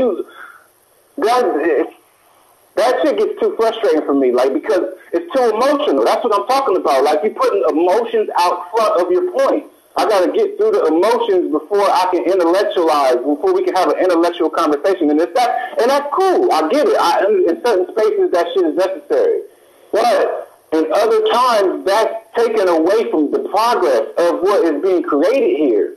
And if you can't, you're kind of putting yourself in a dangerous position for somebody like Harriet. I just found out that Harriet Tubman was an Aquarius, and that is a very Aquarian thing.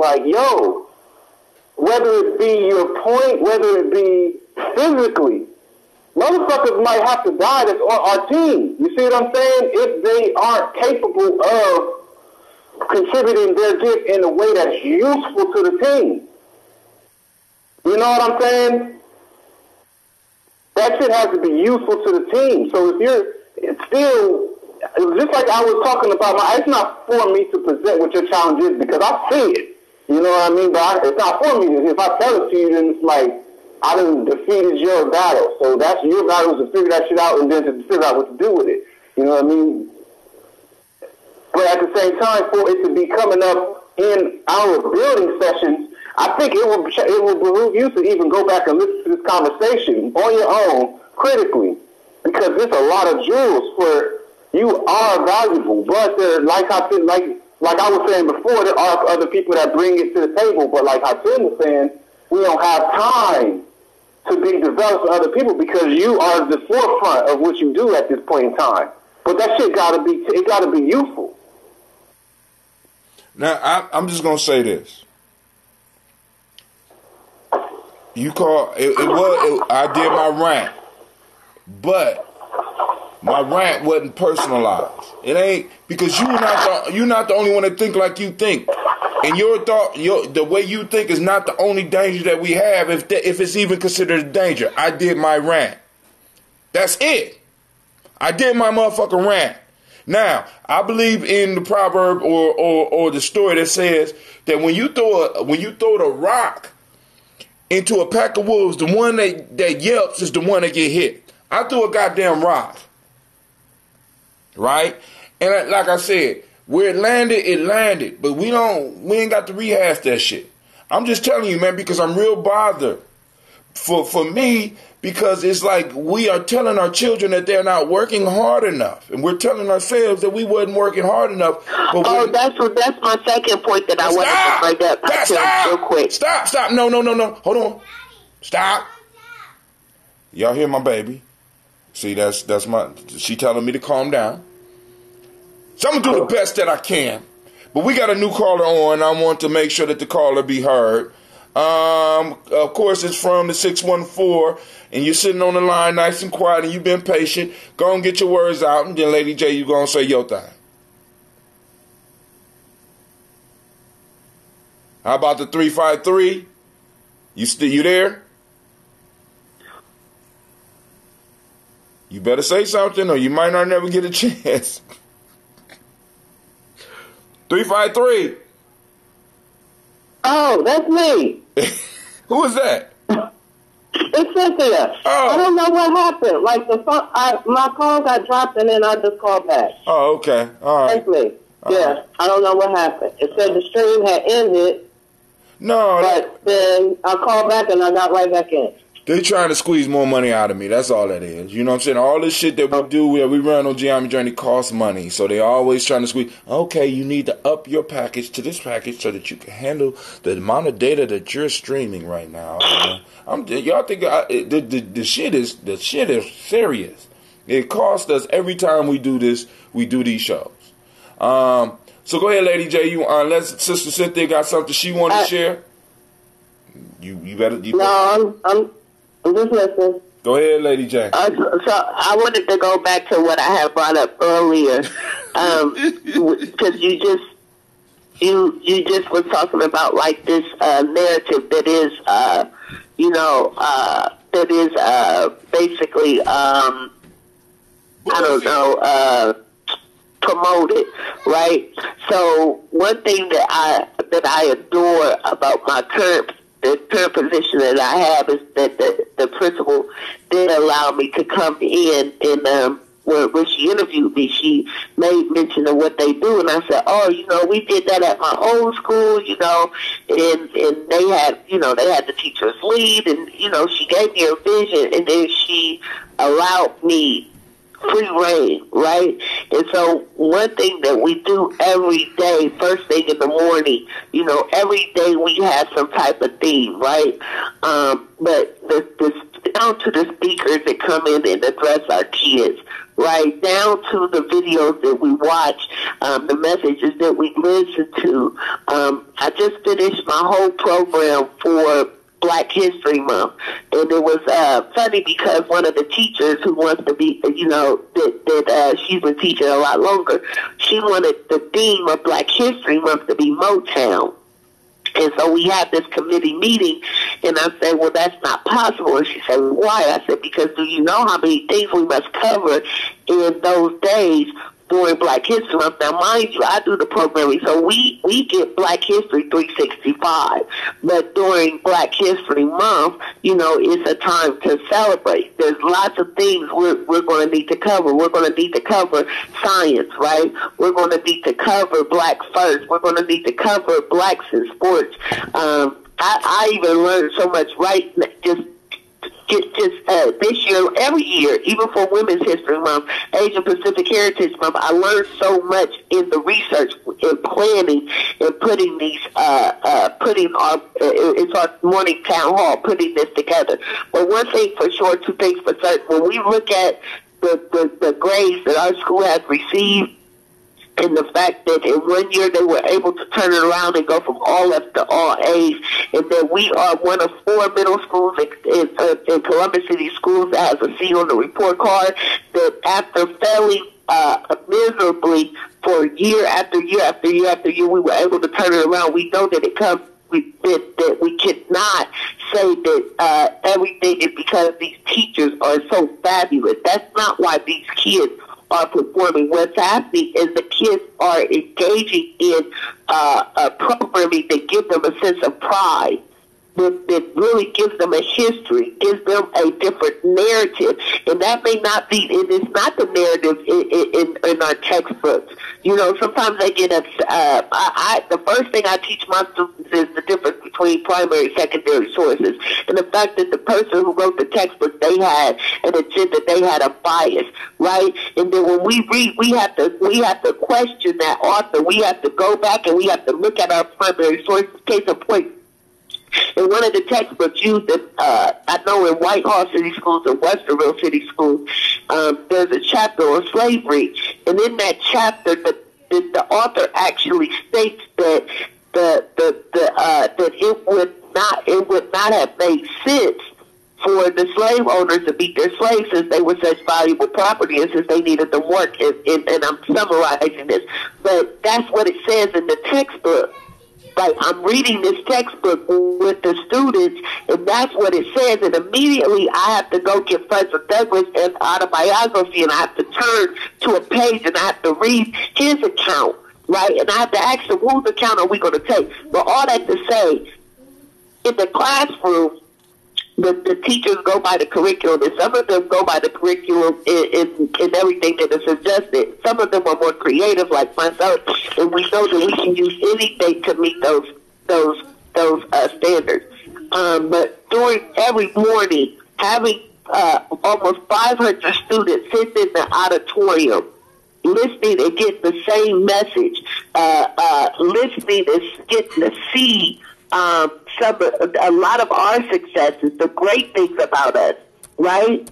And the truth about those who colonized us, it instills a sense of pride, which is why our school is at the forefront. It is why we are contending with Ridgeview, we are contending with Dominion, and we are contending with the gifted school. That's it. And we are in the inner city. Not only that, we're the only ESL shelter site. All kids that need support in English language learning come to our school.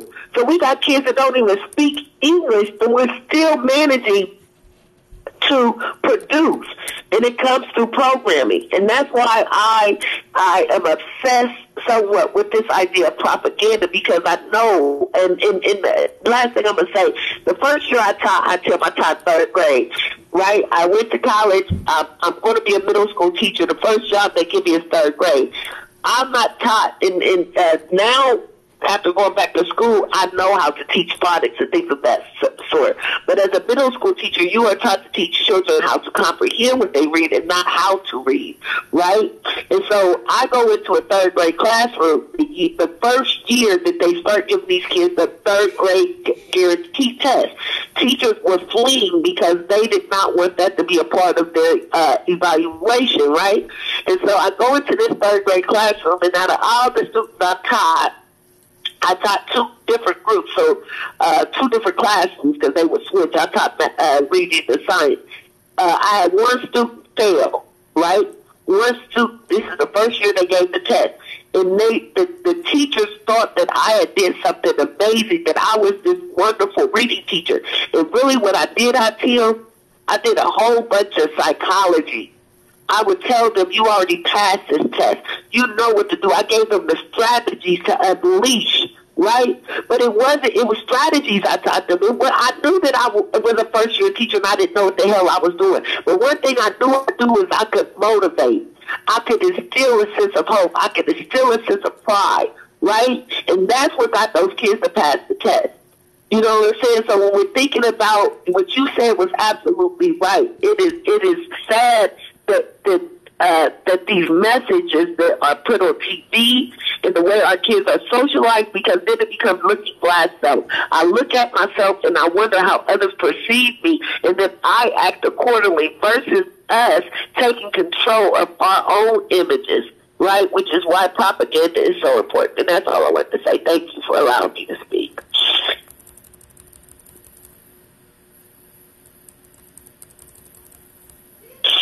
Anybody want to follow that up? All right, family, we've been on here almost 3 hours. Actually, we've been here 3 hours. And at this point in time, I just need to go indulge a habit and calm the fuck down. My daughter coming out, she's like, Daddy, calm down. Daddy, calm down. And it's like, yo, I might need to stop the conversation part and just go and do a motherfucking, I don't know. But anybody else got anything they want to cover? I was just thinking about the Sensei Sasha over there, the young Yoda. That's not. I need to keep it. I need to go back to the drawing board. But she is definitely, she's been here before. But the interactions be having me thinking, man, about. So I was talking to Aaron. Remember Aaron? Right. We've been developing our conversation just about the whole electricity piece, man, because he really put on me realizing how, for one, humans been using electricity for thousands of years. You know, obviously, just because when you think about what electricity is and how humans could probably, one of the initial ways, the earliest ways is probably through water and gravity, using the flow of water and aqueducts and stuff like that. But then at a certain point in time, they come to the realization that chemicals could be used, because ultimately what you need to create electricity is friction, and what you need to create friction is movement. So at a certain point in time, they came to the realization that you can create movement by combining certain chemicals. And I would imagine that they came to that realization by dissecting a human body and probably removing organs after they had passed away, and then taking those acids and fluids that were in certain organs and seeing what they do and how they interact with each other, and then coming to realize the different functions of the body, and then seeing how these chemicals play a part. And they probably came to the basic realization that the human body is just an electrical chemical plant. And the electrical part is so this is my analysis now. The electrical part is thoughts, and the chemical part is emotions, feelings. And when we have a feeling, it's automatic. When we experience something like fear, is the most primal emotion. Adrenaline is released into our bloodstream, and it gives us extra energy to think quicker, primarily. And then through those quicker thoughts, because it also takes blood away from the other non-essential organs, the digestive organs, and it provides all of that extra blood goes to the brain, straight to the brain, so the brain can think better. Electrical signals, all of the electricity, all the chemical processes are still in the thought processes. So that's all the battery is. It's sulfuric acid being combined with some other chemical to create movement, to create an electric charge. So that is when certain people, Pisces and Aquarius, might represent some of the biggest polar differences in which of those functions are like the underlying drive of those two people. Like, just listening to how Tim and Lady J interact, there's a lot of chemical reactions happen. A lot of, like, something is presented and then something is released into the bloodstream that increases the energy in that way. But the Aquarians on the line weren't as chemically impacted by some of the things that the Pisceans were chemically energized by. So if we could just think along those lines, we could get a better understanding of that than among so many other things. That's why I posted on Facebook earlier today. I said, what did I say? Lean not to thine own understanding, but in all thy ways acknowledge him. That's a biblical verse that people, I think, in our culture have come to think means the exact opposite of what it actually means. They're saying that lean not to thy own understanding means don't think, but in all thy ways acknowledge him, and they're taking that to mean just rely on the religious stuff that you've been taught your whole life. But that is leaning to thine meaning human shit. The science is him. Him is science. Science is the reproducible fact of existence, the gravity, the fact that movement creates electricity every single fucking time. If shit doesn't happen once, then it's not a universal law. So a woman coming from a man's rib is fucking stupid. But it's metaphorical. What that shit means, and I might be a little bit all over the place, it means that the man has to figure himself out before he can seek a woman. If a man seeks out a woman while he's still trying to figure his own self out, then he's going to fuck it all up. Maybe not right away. He might fuck up shit generationally. They might have a bunch of kids and never really get to that place where they're firing on all cylinders and creating a harmonious union. You know what I mean? Because everybody knows that the feminine or the emotional or the chemical comes first. We know it through our being. You have a feeling and then you have a thought to respond to the feeling that you had. The universe is a black female, literally. It's darkness, and it is the place where things are birthed out of. It is literally a black female. The first, a chemical process. First it was hydrogen. Hydrogen broke down, then you had helium, and on and on and on. These things, that's how the Big Bang is a fact. Whether it happened with a boom or all of these things, that's why the periodic table is a fact. That's why these things are reproducible. You can see how these things play out in nature. But then we want to deviate and get away from that type of shit. Then we're into our own understanding. I just went all over the place. It's cool. It's cool. Anybody else want to have some closing words? Cause I got closing words. This was a good conversation. Thank you, everyone. Thank you for joining us. Thank you to all the listeners that people that's out there listening, tuning in. And thank you for the platform for everybody to share and hopefully get everyone else to engage in some critical thinking. So think, family, think. You don't got to agree with me. Think. I don't give a fuck. Think. Well, I'm coming. When this time I'm coming, I'm letting y'all know. Lady J, you got some closing words?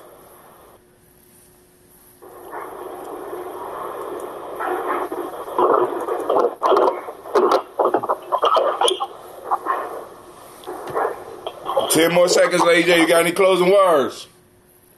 I'm sorry, I was just sitting there talking and nobody could hear me.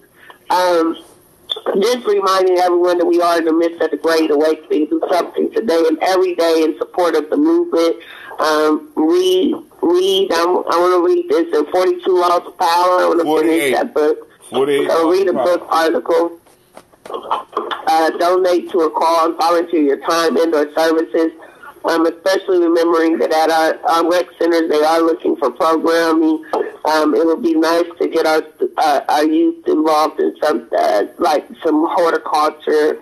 I even thought about like sewing and knitting. You know what I'm saying? Some of the things that I learned when I was little, double dutch, things like that. We had all that at the rec center, and it's time that we bring that back and put the unity back in our community. Always remember that our social media networks are our platforms. We should use them to enlighten and inform. Always participate politically, sign a petition, march, plan a peaceful protest, and always boycott. Remember, if we want change, we have to learn how to keep more of it in our pockets. And that's it for me. All right, family, I want to thank you. I want to thank you for joining us.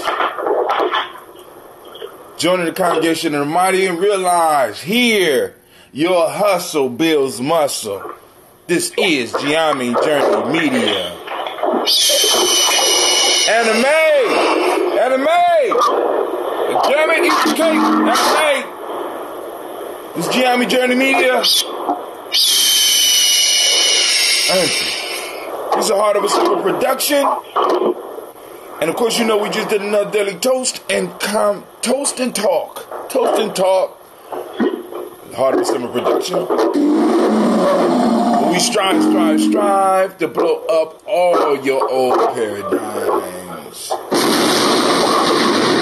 Family, I will see you tonight at 9 p.m. Eastern Standard Time. But we will once again pull out our shovels so that we can do some wisdom mining. And sometimes our shovels cross and we clash. But shit, it's about thinking. All right, family?